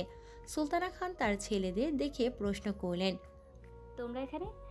সুলতানা খানের প্রশ্নের প্রত্যুত্তরে তারা বললেন, মা জাদুয়ার আসা কথা শুনে নিজেকে আর ধরে রাখতে পারিনি, তাই সকল কাজ ফেলে চলে এসেছি। বলেই তাদের চোখ পড়ল জাদুয়ার পানে। জাদুয়া সকলকে দেখে সুলতানা খানের পিছনে গিয়ে তার শাড়ির আঁচলটা শক্তভাবে মুষ্টিবদ্ধ করে দাঁড়িয়ে পড়ল। জাদুয়াকে ভয় পেতে দেখে সুলতানা খান জাদুয়ার হাত ধরে টেনে সবার সাথে পরিচয় করানোর জন্য সামনে নিয়ে আসলেন। জাদুয়াকে দেখে সাহিল খান ও রেদওয়ান খান এসে জড়িয়ে ধরে মাথায় আদরে হাত বুলিয়ে বললেন, ভয় পাস না মা, আমরা তোর মামা। আমি তোর বড় মামা সাহিল খান, আর ও তোর ছোট মামা রেদওয়ান খান, আর ওরা তোর ভাই বোন। সকলের অস্থিরতা দেখে সুলতানা খান সকলের উদ্দেশ্যে বললেন, জাদু এখন অনেক ক্লান্ত, ওকে রেস্ট নিতে দাও, তারপর না হয় ধীরে সুস্থে সকলের সাথে পরিচয় করানো যাবে। এরপর সুলতানা খান সোহানা আর স্নেহার উদ্দেশ্যে বললেন। সোহানা এবং স্নেহা রেদওয়ান খানের দুই কন্যা। তোমরা জাদুকে রুমটা দেখিয়ে দাও। সোহানা এবং স্নেহা সুলতানা খানের আদেশে হাসি মুখে জাদুয়ার সামনে এসে দাঁড়িয়ে জাদুয়াকে নিয়ে চলে গেল রুম দেখানোর উদ্দেশ্যে। পথিমধ্যে স্নেহা জাদুয়াকে বলল, তোমার নামটা ঠিক তোমার মতে মিষ্টি, কে রেখেছে এই নাম? আম্মু রেখেছে। তোমার কণ্ঠ কি সুন্দর, তুমি শুদ্ধ ভাষায় কথা বলতে জানো? কার কাছ থেকে শিখেছো? আম্মুর কাছ থেকে। ওমা তাই, তুমি কিসে পড়ো? প্রথম শ্রেণীতে। জাদুয়া স্নেহার দিকে না তাকিয়েই বলল, এমা তুমি আমাদের থেকে অনেক ছোট। আমি এবার ইন্টার ফার্স্ট ইয়ারে পড়ি, আর আপু অনার্স ফাইনাল ইয়ারে পড়ে। আমি তোমার থেকে 1 বছরের সিনিয়র। আপু বলে ডাকবে আমায়। সারা দিন শুধু বকর বকর করতেই থাকিস, দেখছিস মেয়েটা অনেক ক্লান্ত, তারপরও তো থামার কোনো নামই নেই। তোর কথার তেজে দেখবি মেয়েটা বেহুশ হয়ে গেছে। সোহানার কথায় স্নেহা মুখ ভার করে চুপ হয়ে গেল। জাদুয়াকে রুমে দিয়ে রেস্ট নিতে বলে চলে গেল ওরা দুজন। জাদুয়া রুমে এসে রুম দেখে অবাক হয়ে যায়। কত বড় রুম, কি সুন্দর করে সাজানো। খানিকক্ষণ পর জাদুয়ার চোখ যায় রুমে থাকা ব্যালকনিটির দিকে। ব্যালকনিতে যেতেই জাদুয়ার চোখ পড়ল সুলতানা ভিলার গার্ডেন এরিয়ার দিকে। রং বেরঙের ফুল দেখে জাদুয়ার মন প্রফুল্লতায় ভরে উঠল, প্রকৃতির মনোমুগ্ধকর রূপে। কিছু সময়ের জন্য জাদুয়া ভুলে যায় নিজের সকল দুঃখ কষ্ট, কিন্তু খানিকক্ষণ বাদেই দাদির কথা মনে হতেই আকাশের কালো মেঘের মতো মনটা মলিনতায় ছেয়ে যায়। মনে মনে জাদুয়া ভাবে, দাদি যদি সাথে থাকতো তাহলে কতই না মজা হতো। বলেই মনের সকল মলিনতা নিয়ে রুমে এসে আবার ঘুমিয়ে পড়ল। জাদুয়া সুলতানা ভিলায় এসেছে আজ 1 মাস। ধীরে ধীরে সে নিজেকে মানিয়ে নিতে শুরু করেছে।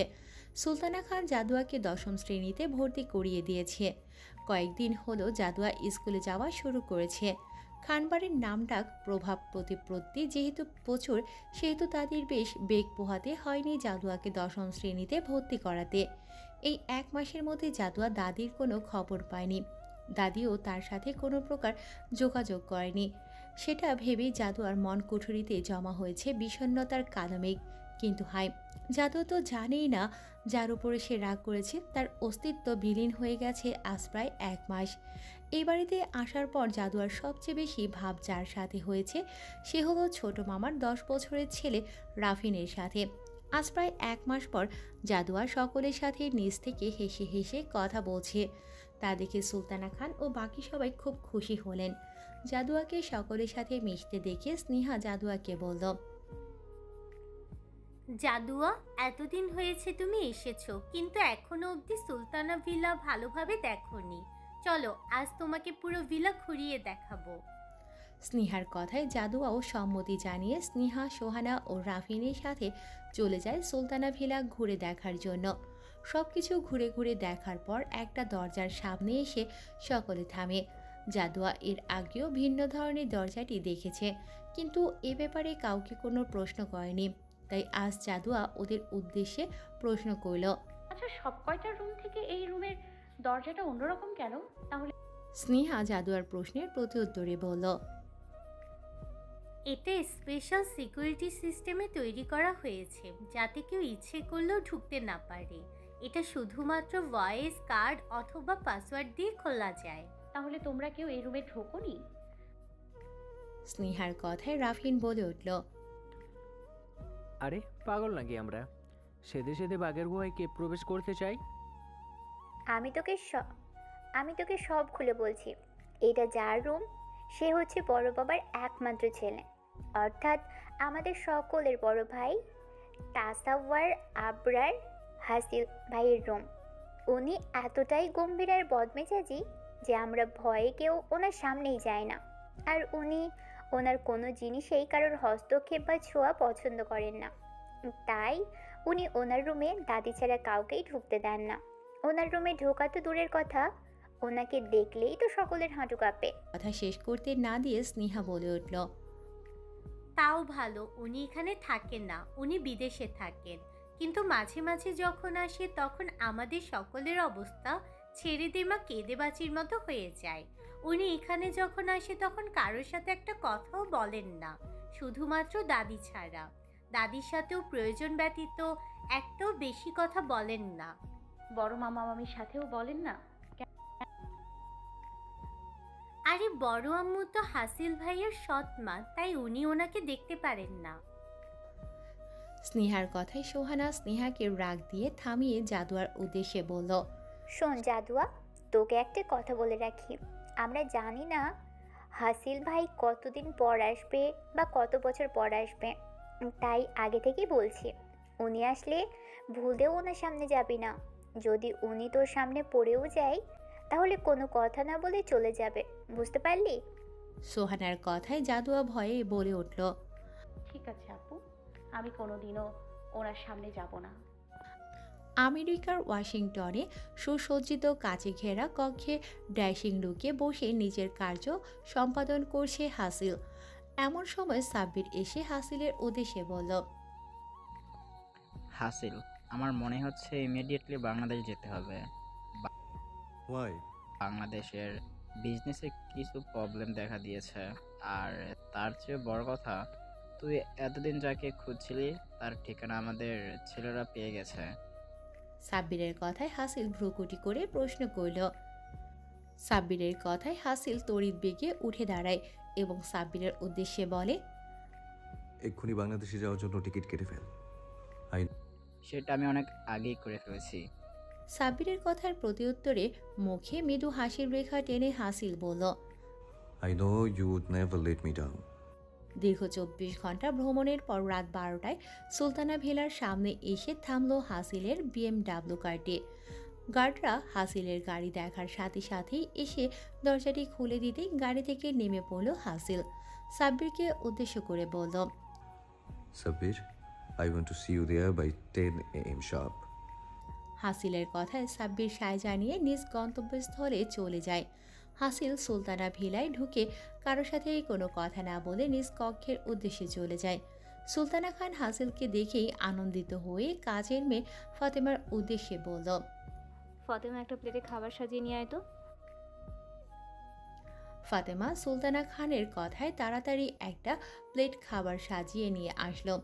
ফাতেমা বেগম হাসিলের জন্য খাবার নিয়ে যাবার সময় হাসিল খান মায়ের উদ্দেশ্যে বলে উঠল, মা, ও কি আমাদের সাথে একটুও স্বাভাবিক হতে পারে না? ও ওরকম কেন হয়ে গেল মা? ওর মা আমাদের ছেড়ে চলে গেছে, সেটা কি শুধু আমাদের দোষ ছিল? ছেলের কথার প্রত্যুত্তরে সুলতানা খান বললেন, ওর মায়ের ছেড়ে যাওয়াটা তোর দোষ ছিল না, কিন্তু হাসিলকে ছেড়ে দেওয়াটা তোর দোষ ছিল। ওর যে সময় তোকে বেশি প্রয়োজন ছিল তুই সেই সময় ওর পাশে ছিলি না। সাহিল খানকে আর কোনো কথা বলতে না দিয়ে সুলতানা খান বললেন, থাক, আর কিছু বলতে হবে না তোকে। তখন যখন তুই ওর ব্যাপারে উদাসীন ছিলি, আজ না হয় তোর ব্যাপারেও ও উদাসীনতাটা মেনে নে। বলেই সুলতানা খান চলে গেলেন হাসিলের কক্ষের উদ্দেশ্যে। হাসিল কেবল ফ্রেশ হয়ে ওয়াশরুম থেকে বের হয়েছে। নিজ কক্ষে দাদির উপস্থিতি দেখে হাসিল প্রশ্ন করল, দাদি, তুমি এখানে? কিছু বলবে? তুই যে আজ আসবি তা তো একটা বারও আমাকে জানাতে পারতি। জানালে কি করতে শুনি? কি করতাম মানে? আচ্ছা বাদ দে, এই রে খাবারটা খেয়ে নে, নিশ্চয়ই কিছু খাসনি। দাদির কথায় খাবারের প্লেটের দিকে তাকিয়ে হাসিল বলল, রেখে যাও, একটু পরে খাবো। হাসিলের গা ছাড়া কথায় সুলতানা খান একটা দীর্ঘশ্বাস ত্যাগ করে কোনো কথা না বলে চলে গেলেন নিজ কক্ষের উদ্দেশ্যে। রাতের অন্ধকারাচ্ছন্ন পরিবেশ কাটিয়ে আগমন ঘটল পদ্মকালের। ভোর থেকেই অম্বরটা কেমন মেঘাচ্ছন্ন হয়ে আছে, তার সাথে বয়ে চলেছে মন মাতানো হাওয়া, যার ফলস্বরূপ বাগানে থাকা রং বেরঙের ফুলগুলিও নৃত্য করছে হাওয়ার তালে তালে। প্রজাপতিরও ফুলের সঙ্গ দিতে ছোটাছুটি করছে এক ফুল থেকে অন্য ফুলে, যা প্রকৃতিকে করে তুলেছে আরও মনোমুগ্ধকর। এই মনোমুগ্ধকর প্রকৃতির রূপে মোহিত হয়ে রাফিনকে নিয়ে জাদুয়া চলে গেল ফুল বাগানে প্রজাপতির পিছু নিতে। হাসিলও ফ্রেশ হয়ে চলে এসেছে নিজের রুটিন মাফিক শরীর চর্চার জন্য। তখনই দূর থেকে এক অদ্ভুত মন ভুলানো হাসির ধ্বনি কর্ণগোচর হলো হাসিলের। সেই হাসিতে নেই কোনো কুটিলতা, জটিলতা, আছে শুধু সরলতা। নিজের অজান্তেই হাসিল পা বাড়ালো হাস্যরত মানবীটির অনুসন্ধানে। সামনে এগোতেই হাসিল দেখল প্রজাপতির পিছু পিছু ছুটছে এক কিশোরী কন্যা, যার ফলস্বরূপ হাঁটু অবধি রেশমের ন্যায় কেশ রাশিগুলো খুলে দুলতে শুরু করেছে হাওয়ার তালে তালে, যা দেখে হাসিলের কিয়ৎক্ষণের জন্য মনে হলো কোনো ময়ূরী নৃত্য করছে প্রকৃতির মন ভোলানোর সুরের তালে তালে। এ যেন এক অদ্ভুত মনোরম দৃশ্য। নিজের অজান্তেই হাসিলের মনে ইচ্ছা জাগ্রত হলো এই রেশমের ন্যায় কেশরাশিগুলো একবার ছুঁয়ে দিতে। হাসিল মোহগ্রস্তের ন্যায় সব কিছু ভুলে এগোতে থাকে ওই অদ্ভুত কেশরাশির অধিকারিণীকে দেখার প্রত্যাশায়। একটু সামনে এগোতেই জাদুয়ার সম্পূর্ণ মুখশ্রী নজরে পড়ল হাসিলের। থমকে গেল পা, স্থির হয়ে গেল নেত্রযুগল, স্তব্ধ হয়ে গেল শ্বাস। হাসিল যেন নিজের মধ্যেই নেই। হঠাৎ কেমন সূক্ষ্ম চাপ অনুভূত হলো নিজের বক্ষ পিঞ্জরে। এক অদ্ভুত কম্পনের সৃষ্টি হলো সর্বকায়ায়। বাকশূন্য হয়ে পড়ল হাসিল। নিজের এলোমেলো অনুভূতিগুলোকে কোনোভাবেই সামাল দিতে সক্ষম হচ্ছে না সে। হঠাৎই হাসিলের চোখ পড়ল সামনে থাকা গার্ডের দিকে, যে একদৃষ্টিতে তাকিয়ে আছে জাদুয়ার ওই নিষ্পাপ হাসিমাখা মুখশ্রীতে। হঠাৎই হাসিলের সর্বকায়া জ্বলে উঠল আগুনের ন্যায়, আগ্নেয় লাভার ন্যায় জ্বলে উঠল মস্তিষ্ক। চোখ দুটি ধারণ করল রক্তিম বর্ণ। হিতাহিত জ্ঞান শূন্য হয়ে নিকটে এগিয়ে গিয়ে সজোরে একটি চর বসালো জাদুয়ার নরম তুলতুলে আদলে। জাদুয়ার নিজের দিকে ধেয়ে আসা অনাকাঙ্ক্ষিত আঘাতে নিজেকে সামলাতে না পেরে লুটিয়ে পড়ল মাটিতে। রাফিন হাসিলকে দেখে ভয়ে দৌড়ে ডাকতে যায় সকলকে। জাদুয়া কিছু বুঝে ওঠার আগে হাসিল জাদুয়ার হাত টেনে উপরে তুলে সজোরে গাল চেপে ধরে চিৎকার করে বলে ওঠে, Who the hell you are? তখনই সুলতানা খান ছুটে এসে জাদুয়াকে হাসিলের থেকে ছুটিয়ে বলে উঠলেন, কি সমস্যা কি তোর? ও কি করেছে? ওর সাথে তুই এমন করছিস কেন? হাসিল দাদির দিকে রাগান্বিত দৃষ্টিতে চেয়ে বলল, Who is she? ও তোর মেহের ফুফির একমাত্র মেয়ে জাদুয়া। জাদুয়ার নামটি শুনতেই কেমন অন্যরকম কম্পন অনুভূত হলো হাসিলের বক্ষে, যার ফলস্বরূপ হাসিল কোনো কথা না বাড়িয়ে দাদির উদ্দেশ্যে বলল, I don't care about her identity. আমি যতদিন এখানে আছি ততদিন যেন এই মেয়ে আমার চোখের সামনে না আসে। দ্বিতীয়বার ওকে আমার সামনে পেলে আমি কি করব সেটা আমি নিজেও জানি না। হাসিলের এমন রাগান্বিত রুদ্ররূপ দেখে জাদুয়া ভয়ে কান্না করতে করতে নানুমনির বুকে মুখ লুকিয়ে শক্তভাবে জড়িয়ে ধরে। জাদুয়ার এহেন হালাত দেখে সুলতানা খান জাদুয়াকে আগলে নিয়ে হাসিলের উদ্দেশ্যে প্রশ্ন করলেন, ও কি এমন করেছে সেটা আগে বল। আমার লাইফে আমি এত ভয়ঙ্কর বিশ্রী হাসি কখনো শুনিনি। ওর হাসির কারণে আবার এখানে দাঁড়িয়ে থাকাও ইম্পসিবল হয়ে যাচ্ছে। এবার হাসিল জাদুয়ার দিকে চেয়ে বলল, নেক্সট টাইম যাতে এই মেয়েকে কারো সামনে হাসতে না দেখি। ওর হাসির শব্দও যদি আমি শুনি তাহলে আজ যা হয়েছে তার থেকেও বেশি কিছু হয়ে যাবে। বলেই হাসিল সেই স্থান থেকে চলে গেল। হাসিলের কথা শুনে জাদুয়া থমকে পাথরের ন্যায় স্তব্ধ হয়ে গেল। হাসিলের কথায় বাকি সকলে হতভম্ব হয়ে তাকিয়ে রইল হাসিলের যাওয়ার পানে। এই ছেলেটা ঠিক ওর মায়ের মতোই হয়েছে, কারো কথায় কোনো তোয়াক্কাই করে না, বেয়াদব একটা। মারিয়াম বেগমের কথায় সুলতানা খান রেগে ধমক দিয়ে মারিয়াম বেগমের উদ্দেশ্যে বলে, তুমি চুপ থাকো, তোমাকে হাসিলের ব্যাপারে কোনো কথা বলতে এখানে ডাকা হয়নি। আর হাসিলের মা কোনো কালে বেয়াদব ছিল না।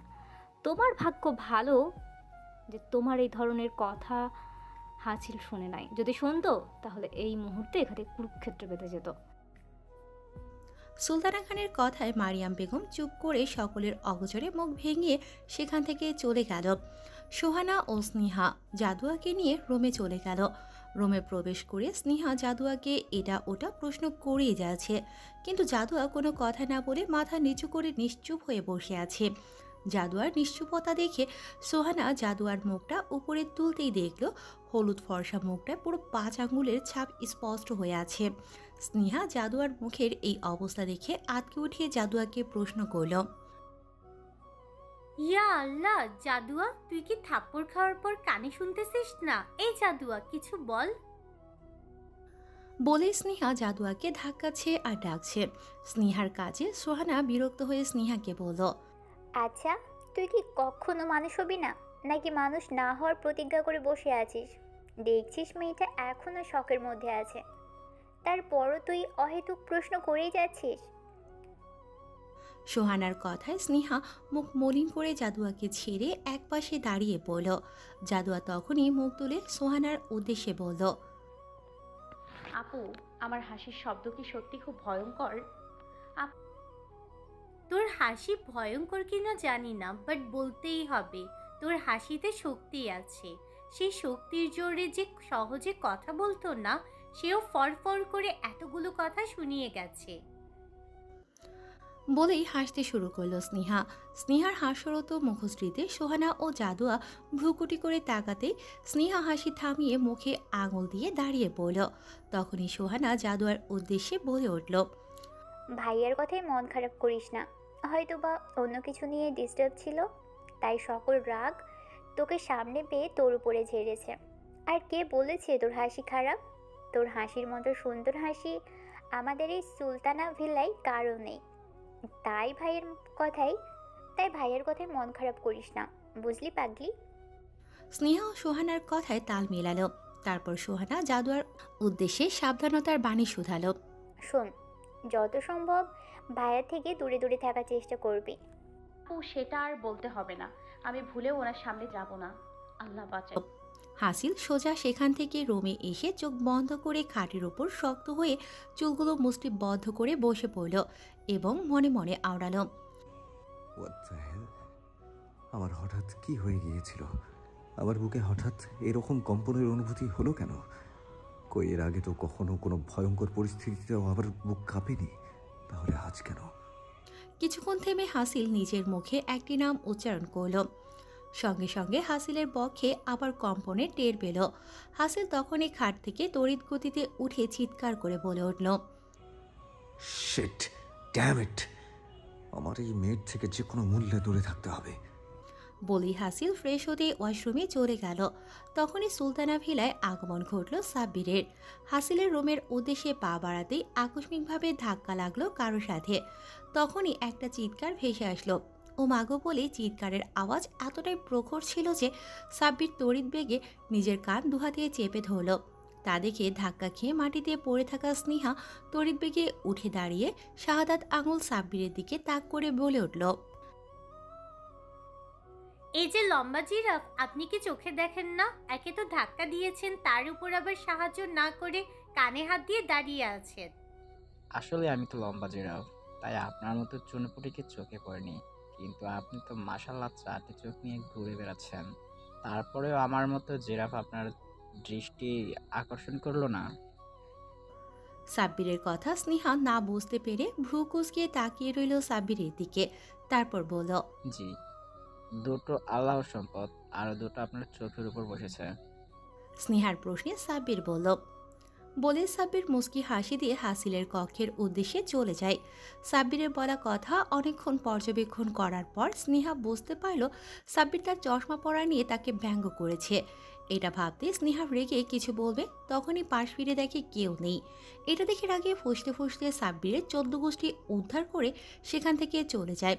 সাব্বির হাসিলের কক্ষের উদ্দেশ্যে পা বাড়াতেই দেখে হাসিল তৈরি হয়ে নিচে নামছে। সাব্বিরকে দেখে হাসিল বলল, একদম কারেক্ট টাইমে এসেছিস, চল এবার। হাসিলের কথায় সাব্বির কোনো প্রত্যুত্তর না করে হাসিলের পিছু পিছু চলে যায়। হাসিল ড্রয়িং রুম থেকে বের হওয়ার সময় বারবার আশেপাশে তাকাচ্ছিল, যা দেখে সাব্বির প্রশ্ন করল, কিছু খুঁজছিস? না কিছু না, লেটস গো। বলে সুলতানা ভিলা থেকে বেরিয়ে পড়ল হাসিল। নিজ গাড়িতে উঠতে যাবে তখনই একটি গার্ডের দিকে নজর পড়ল হাসিলের। সঙ্গে সঙ্গে গার্ডটিকে দেখে সামনে দাঁড় করিয়ে প্রশ্ন করল, এখানে কাজ করো কত বছর হয়েছে? ভালো, কাল থেকে আর এখানে আসার প্রয়োজন নেই। বলে সাব্বিরকে উদ্দেশ্য করে হাসিল বলল, সাব্বির, ওর সকল পাওনাদারি পরিশোধ করে ওকে এখান থেকে বিদায় কর।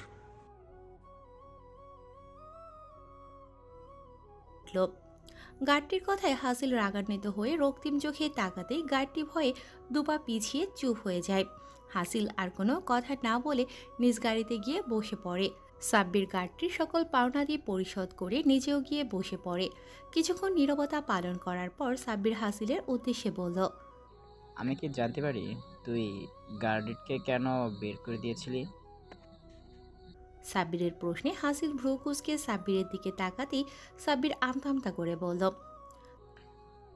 না থাক, বলতে হবে না। গার্ডটির নাক আমার পছন্দ হয়নি, ওর নাকটা আমায় খুব ইরিটেট করছিল, তাই বাদ দিয়ে দিয়েছি। হাসিলের কথায় সাব্বিরের কাশি উঠে গেল আর মনে মনে আওড়ালো, কই, এত বছর ধরে তো তোর সাথে আছি, কখনো তো এই সামান্য ব্যাপার নিয়ে মাথা ঘামাতে দেখি নাই, তাহলে হঠাৎ? থাক বাবা, এটা নিয়ে ভেবে আমার মাথা খারাপ করার কোনো দরকার নেই। আসিল যা ভালো মনে করছে তাই করছে। এ সকল ভাবনার মধ্যে গাড়ি এসে থামলো কাঙ্ক্ষিত গন্তব্যস্থলে। সাব্বির গাড়ি থেকে নেমে হাসিলের বের হওয়ার উদ্দেশ্যে গাড়ির দরজাটি খুলতেই হাসিল ভ্রু কুঁচকে সাব্বিরের উদ্দেশ্যে বলল, সাব্বির, তোকে না কতবার বলেছি এই কাজটা না করতে, তারপরও কেন করিস? হাসিলের কথায় সাব্বির কিছু বলে ওঠার আগেই হাসিল বলল, থাক, তোকে আর কিছু বলতে হবে না, নেক্সট টাইম এরকম যাতে না হয়।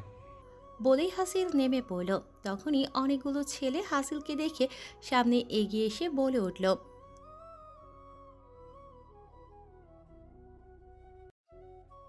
হাসিল কোনো কথা না বলে পা বাড়ালো গন্তব্যস্থলের উদ্দেশ্যে। একটা বাড়ির সামনে আসতেই ছেলেগুলোর মধ্যে একজন বলে উঠল, স্যার, এটাই ওনার রুম। Okay, thank you. রুমটির দিকে তাকিয়ে হাসিল বলল। বলে সাব্বির আর হাসিল প্রবেশ করল রুমটির মধ্যে। রুমটির দরজায় হাত দিতেই খুলে গেল দরজাটি। ঘুরঘুরে অন্ধকারে তলিয়ে আছে কক্ষটি। ভালোভাবে কোনো কিছুই ঠাহর করা যাচ্ছিল না, তাই সাব্বির ফোনের ফ্ল্যাশ লাইট অন করতেই আটকে উঠল। সাব্বিরের দৃষ্টি অনুসরণ করে হাসিল সেদিকটায় তাকাতে ভ্রু কুঁচকে ফেলল। সাব্বির তড়িৎ গতিতে রুমের লাইটটি অন করতেই তাদের চোখের সামনে স্পষ্ট হলো যার সন্ধানে তারা এতদূর এসেছে তার ক্ষত বিক্ষত রক্তে ভেজা লাশটি। তৎক্ষণাৎ সাব্বির বাহিরে থাকা ছেলেদের ডেকে নিয়ে আসে রুমের মধ্যে। ছেলেগুলো রুমে ঢুকতেই মহিলাটির মৃত লাশ দেখে ভয়ে শিউরে উঠে বলল। ছেলেগুলোর কথায় সাব্বির রেগে বলে উঠল, সেটা তো তাদের জানার কথা।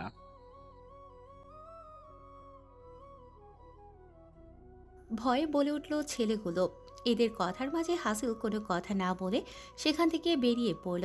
হাসিলের যাওয়ার পানে তাকিয়ে সাব্বির ছেলেগুলোর উদ্দেশ্যে বলল, তোরা এই দিকটা হ্যান্ডেল করে আর পুলিশকে খবর দে। সাব্বিরের কথায় সকলে মাথা নেড়ে সম্মতি জানাতেই সাব্বির হাসিলের পেছন পেছন চলে গেল। হাসিল সরাসরি নিজ গাড়িতে গিয়ে মাথার ওপর হাত রেখে সিটে মাথা হেলিয়ে বসে পড়ল। সাব্বির হাসিলের পাশে বসে হাসিলের উদ্দেশ্যে বলল, ভাই তুই ঠিক আছিস?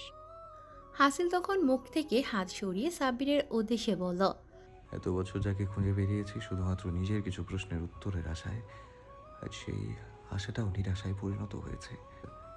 যেভাবেই হোক খুঁজে বের কর কে এই হত্যাটা করেছে আর কেনই বা করলো। সব কিছুর উত্তর আমার চাই সাব্বির। আর পুলিশের পাওয়া সকল ইনফরমেশন যেন আমাকে পাঠানো হয়। আমিও দেখতে চাই কার কলিজাটা এত বড় হয়ে গেছে যে আমার শিকারীকে নিজের শিকার করেছে। ঠিক আছে ভাই। রাতের দিকে হাসিলের গাড়িটি এসে থামে সুলতানা ভিলার সামনে। হাসিল সাব্বিরের উদ্দেশ্যে বলল, কিছু ডকুমেন্টের কাজ বাকি আছে, সেগুলো নিয়ে যা, আর কালকের মধ্যে সব কাজ সম্পন্ন করে অফিসে নিয়ে আসবি। হাসিলের কথায় সায় জানিয়ে সাব্বির হাসিলের পিছু পিছু চলে যায়। সেই সময় ড্রয়িং রুমে বসে সকলে আড্ডা দিচ্ছিল। হাসিলের উপস্থিতি টের পেয়ে সকলে হাসি থামিয়ে নিশ্চুপ হয়ে বসে পড়ল। জাদুয়ার দৃষ্টিতে হাসিলের প্রতিবিম্ব ফুটে উঠতেই এক দৌড়ে নিজের রুমে এসে দরজা লাগিয়ে দিল। ড্রয়িং রুমে উপস্থিত সকলে জাদুয়ার দৌড় দেখে হতভম্ব হয়ে যায়। হাসিল জাদুয়ার যাওয়ার পানে ভ্রুকুচকে তাকিয়ে নিজের রুমের উদ্দেশ্যে চলে যায়। স্নেহা একপাশে দাঁড়িয়ে নিজের হাসি কন্ট্রোল করার বৃথা চেষ্টা করছে। জাদুয়ার নিজ রুমে গিয়ে খাটের উপর বসে ধরফর করা বুকে হাত দিয়ে দোয়া ইউনুস পরে বুকে ফু দিয়ে একটি স্বস্তির নিঃশ্বাস ত্যাগ করে বলল, আল্লাহ বাঁচাইছে বলেই খাটের উপর শুয়ে পড়ল। সাব্বির কোনো কিছু বুঝতে না পেরে হাসিলের রুমের উদ্দেশ্যে পা বাড়াতেই স্নেহা এসে সাব্বিরের পথ আগলে ধরে বলল, আপনি এখানে কেন আসছেন? এক্ষুনি চলে যান এখান থেকে। আপনি কি ভেবেছেন আমাকে অপমান করে যখন তখন আমাদের বাড়িতে ঢুকে পড়বেন? আমি সেটা কখনোই হতে দিব না। ঠিক আছে, যখন ঢুকতেই দিবি না তাহলে আমি হাসিলকে বলে চলে যাচ্ছি। বলে সাব্বির হাসিল বলে চিৎকার দিতে যাবে তখনই স্নেহা বলে উঠল, নাউজুবিল্লাহ, আপনি বাড়িতে ঢুকবেন না মানে? কার এত বড় সাহস আপনাকে আটকাচ্ছে? আপনি যান ভাইয়া, আমি তো শুধুমাত্র মজা করছিলাম। বলে স্নেহা সেখান থেকে হন্তদন্ত হয়ে চলে যায়। সাব্বির স্নেহার যাওয়ার পানে তাকিয়েই হেসে উঠল। রাতে ডিনারের সময় হতে সকলে ডাইনিং টেবিলে উপস্থিত হলো। সুলতানা খান সাব্বিরকেও ডিনার করে যেতে বলায় সাব্বিরও সেখানে সকলের সাথে ডিনার করার জন্য বসতেই মারিয়াম বেগম বলে উঠল, নিজের মুখে লাগাম টানো মারিয়াম। আর সাব্বির শুধুমাত্র কর্মচারী নয়, বরং হাসিলের সবচেয়ে বিশ্বস্ত একজন কাছের মানুষ। সে যাই হোক, আমার দেখার বিষয় নয়। মারিয়াম বেগমের কথায় সাব্বির টেবিল থেকে উঠে যেতে নিলে হাসিল গর্জে উঠে বলল, সাব্বির নিজের জায়গায় বস, যা সমস্যা হচ্ছে সে যেন এখান থেকে চলে যায়। হাসিলের কথায় মারিয়াম বেগম ভয় পেয়ে আর কোনো কথা না বাড়িয়ে নিজের জায়গায় চুপ করে বসে পড়ল। সে ভাবতেও পারেনি সামান্য একজন কর্মচারীর জন্য হাসিল তার কথায় প্রতিবাদ করবে। তাই মারিয়াম বেগম মনে মনে ভাবলেন এখন কথা না বাড়ানোই ভালো, কারণ ঘুমন্ত শেরকে জাগিয়ে তুললে কারোর জন্যই তা কল্যাণকর হয় না। ডাইনিং রুমে সকলের উপস্থিতি থাকলেও জাদুয়ার উপস্থিতি না দেখে সুলতানা খান জাদুয়াকে খাবারের জন্য ডাক পাঠাতেই জাদুয়াও ডাইনিং রুমে চলে আসলো। কিন্তু সেখানে হাসিলের উপস্থিতি দেখে আর কোনো কথা না বলে এক ছুটে নিজের রুমে চলে গেল। সুলতানা খান হাজারবার ডাকা সত্ত্বেও জাদুয়া একবারের জন্য নিজের রুম থেকে বের হয়নি, যার ফলস্বরূপ ক্ষুধার যন্ত্রণায় কোনোভাবেই নিদ্রাদের আগমন ঘটছিল না নেত্রযুগলে। তাই ক্ষুধার যন্ত্রণা সহ্য করতে না পেরে মাঝরাতে চলে যায় কিচেন রুমে খাবারের সন্ধানে। হাসিলও অফিসের কিছু কাজ করছিল। রাত হওয়ার ফলস্বরূপ নিচের থেকে আসা সকল শব্দ তার কর্ণে পৌঁছাতেই শব্দের উৎস খুঁজতে হাসিল নিজ রুম থেকে বেরিয়ে আগত শব্দের উৎস বরাবর কিচেন রুমের উদ্দেশ্যে পা বাড়ালো। কিচেনে যেতেই হাসিল কোনো মানবীর অবয়ব দেখে তার পেছনে গিয়ে দাঁড়ায়। জাদুয়া খাবার শেষ করে পিছে ঘুরতে আবছা আলোতে হাসিলের মুখশ্রী দেখে শ্বাসরুদ্ধ করে শক্ত হয়ে কামিজের দু অংশ চেপে ধরে নেত্রযুগল বন্ধ করে দাঁড়িয়ে পড়ল। এমন অবস্থা দেখে হাসিল ধীরে ধীরে জাদুয়ার একদম নিকটে এসে কানের সামনে মুখ নিয়ে ফিসফিসিয়ে বলে উঠল, রিল্যাক্স অ্যান্ড ব্রিথ। হাসিলের কণ্ঠস্বর কর্ণে পৌঁছতেই জাদুয়া তড়িৎ গতিতে চোখ খুলে নিজের কক্ষে দৌড়ে চলে যায়। জাদুয়া চলে যাওয়ার দিকে তাকিয়ে নিজের অজান্তেই হেসে উঠল হাসিল। নিজের মুখে হাসির আভাস পেয়ে হাসি থামিয়ে নিজের গম্ভীর রূপে ফিরে এসে নিজ কক্ষে চলে যায়। হাসিল নিজ কক্ষে ফিরে এসে নিজের সকল কাজ সম্পূর্ণ করে ফ্রেশ হয়ে ঘুমানোর উদ্দেশ্যে নিজের নেত্রযুগল বন্ধ করতেই আখিদ্বয়ে পরিস্ফুটিত হয় এক হাস্যরত মায়াবিনীর মুখশ্রী। তড়িৎ গতিতে নেত্রযুগল খুলে বসে পড়ে হাসিল। কেমন অস্থিরতা জেগে ধরেছে তাকে। কোনো কিছুর বিনিময়েও নিজের মস্তিষ্ক থেকে সরাতে পারেনি ওই পবিত্র মুখাবয়ব। এ কেমন অস্থিরতায় তলিয়ে যাচ্ছে হাসিল। এ কেমন মায়াডোরে বাঁধছে নিজেকে। কেন হচ্ছে এমন? কেন কেন কেন কেনর কোনো সমাধান দিতে পারল না তার বিচক্ষণ মস্তিষ্ক, যার ফলস্বরূপ সারা রাত অস্থিরতায় পার হলো তার। রাতের আধারকে পরস্ত করে ভোরের আলো জল করে উঠল ধরণী। পাখির কিচিরমিচির জানান দিচ্ছে ভোরের আগমনের খবর। প্রতিদিনের ন্যায় জাদুয়া ঘুম থেকে জাগ্রত হয়ে ফজরের সালাত আদায় করে কিছুক্ষণের জন্য পবিত্র কোরআন শরীফ পাঠ করে স্কুলে যাওয়ার জন্য তৈরি হয়ে নিচে নেমে আসে ব্রেকফাস্ট করার উদ্দেশ্যে। তখন ছোট মামি আয়শা বেগম স্টাফদের সাথে মিলে নাস্তা সার্ভ করছিলেন। জাদুয়াকে দেখে হাস্যরত মুখে বলে উঠলেন, জাদুয়া মা, উঠেছিস? আয় তাড়াতাড়ি বসে পড়, আর তা না হলে স্কুলের জন্য লেট হয়ে যাবে।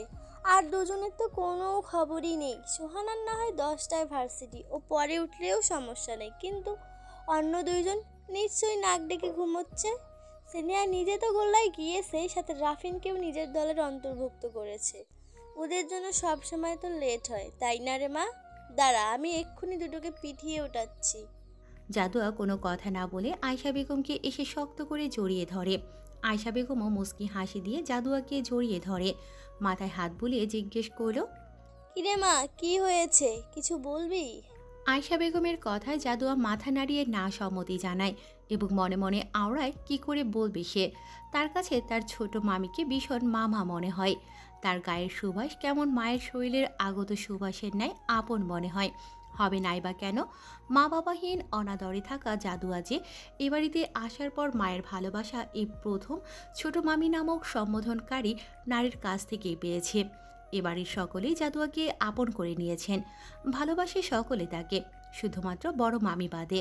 মানুষটা জানি কেমন, এ বাড়ির কারোর সাথেই সে প্রয়োজন ব্যতীত কথা বলেন না। ও আরও একজন আছেন, সে জাদুয়াকে একদমই সহ্য করতে পারে না। কি নামে সম্বোধন করবে জাদুয়া তাকে? দরজাল নামে? নাকি কোনো মানুষকে দরজালের সাথে তুলনা দিলে জাদুয়ার গুনাহ হবে? না না, সেটা তো কখনোই করা যায় না। জাদুয়া কোনোভাবেই গুনাহের ভাগিদার হতে চায় না। তাহলে কি বলে সম্বোধন করবে তাকে? আচ্ছা, তিনি তো জাদুয়ার মামাতো ভাই হয়, তাহলে ভাইয়া বলবে জাদুয়া? ছি, এরকম তেতো মানুষ কখনোই জাদুয়ার ভাইয়া হতে পারে না। ভাইয়া তো সে হবে যে সকল বিপদে আপদে নিজের বোনের রক্ষা করবে, কিন্তু উনি তো বিপদ না দেখলেও বিপদকে আমন্ত্রণ জানিয়ে জাদুয়াকে সেই বিপদে বেঁধে রেখে আসবে। তাই উনি কোনো মতেই জাদুয়ার ভাই হওয়ার যোগ্যতা অর্জন করতে পারেনি। সকল জল্পনা কল্পনার মধ্যেই আগমন ঘটে সুলতানা খানের। জাদুয়াকে এভাবে আদরি ভঙ্গিতে মামিকে জড়িয়ে ধরতে দেখে প্রশান্তিতে তার বুকটা ভরে ওঠে। এটা ভেবে যে জাদুয়া এখন সকলকে আপন ভাবতে শুরু করেছে। প্রথম যখন এ বাড়িতে এসেছিল কি ভয়টাই না পেয়েছিল মেয়েটা। নিজেকে কিভাবে সবার থেকে গুটিয়ে গুটিয়ে রাখত। চঞ্চলতার রেশমাত্র ছিল না যার মধ্যে, কিন্তু এখন বোঝা যায় কতটা চঞ্চল মেয়েটি। কি পরিমাণ অত্যাচারে থাকলে মানুষ নিজের অস্তিত্বটুকু ভুলে যায়, তা এখন ভাবাচ্ছে সুলতানা খানকে। এর মধ্যে স্নেহা, রাফিন ও ফ্রেশ হয়ে তৈরি হয়ে নিচে নামছে। ওদেরকে দেখে আয়শা বেগম ভ্রুকুচকে প্রশ্ন করলেন, কিরে, তোরা মার না খেয়ে কি করে এত তাড়াতাড়ি উঠলি? জাদু আপু ডেকে উঠেছে, তাই আজকে তোমার মার খেতে হয় নাই। ধুর, মার খেলেও তো একটু বেশি ঘুমোতে পারতাম। এই মেয়েটার জন্য সেটাও হলো না। কেন রে, তুই কি সারা রাত চুরি করিস যে সকালবেলাও তোকে ঘুমাতে হবে? একটু জাদুয়ার মতো হতে পারিস না? মেয়েটা সকাল সকাল উঠে কি সুন্দর নামাজ পড়ে, কোরআন শরীফ তিলাওয়াত করে, যেটা শুনলেই মনটা জুড়িয়ে যায়। থাক মা, আর একটা কথাও বলো না। তোমার কথা শুনতে গেলে আজ আমাদের কোথাও যাওয়াই হবে না। বলেই সকলে নাস্তা করতে ডাইনিং টেবিলে বসে পড়ল। ব্রেকফাস্ট শেষ হতেই জাদুয়া, স্নেহা এবং রাফিনের জন্য গাড়ির সামনে দাঁড়িয়ে অপেক্ষা করতে থাকলে তখনই হাসিল ফ্রেশ হয়ে ব্ল্যাক স্যুট ও কালো সানগ্লাস পরে নিজ অফিসের উদ্দেশ্যে পা বাড়াতেই সুলতানা খান ডেকে বললেন, হাসিন ব্রেকফাস্ট করে যা।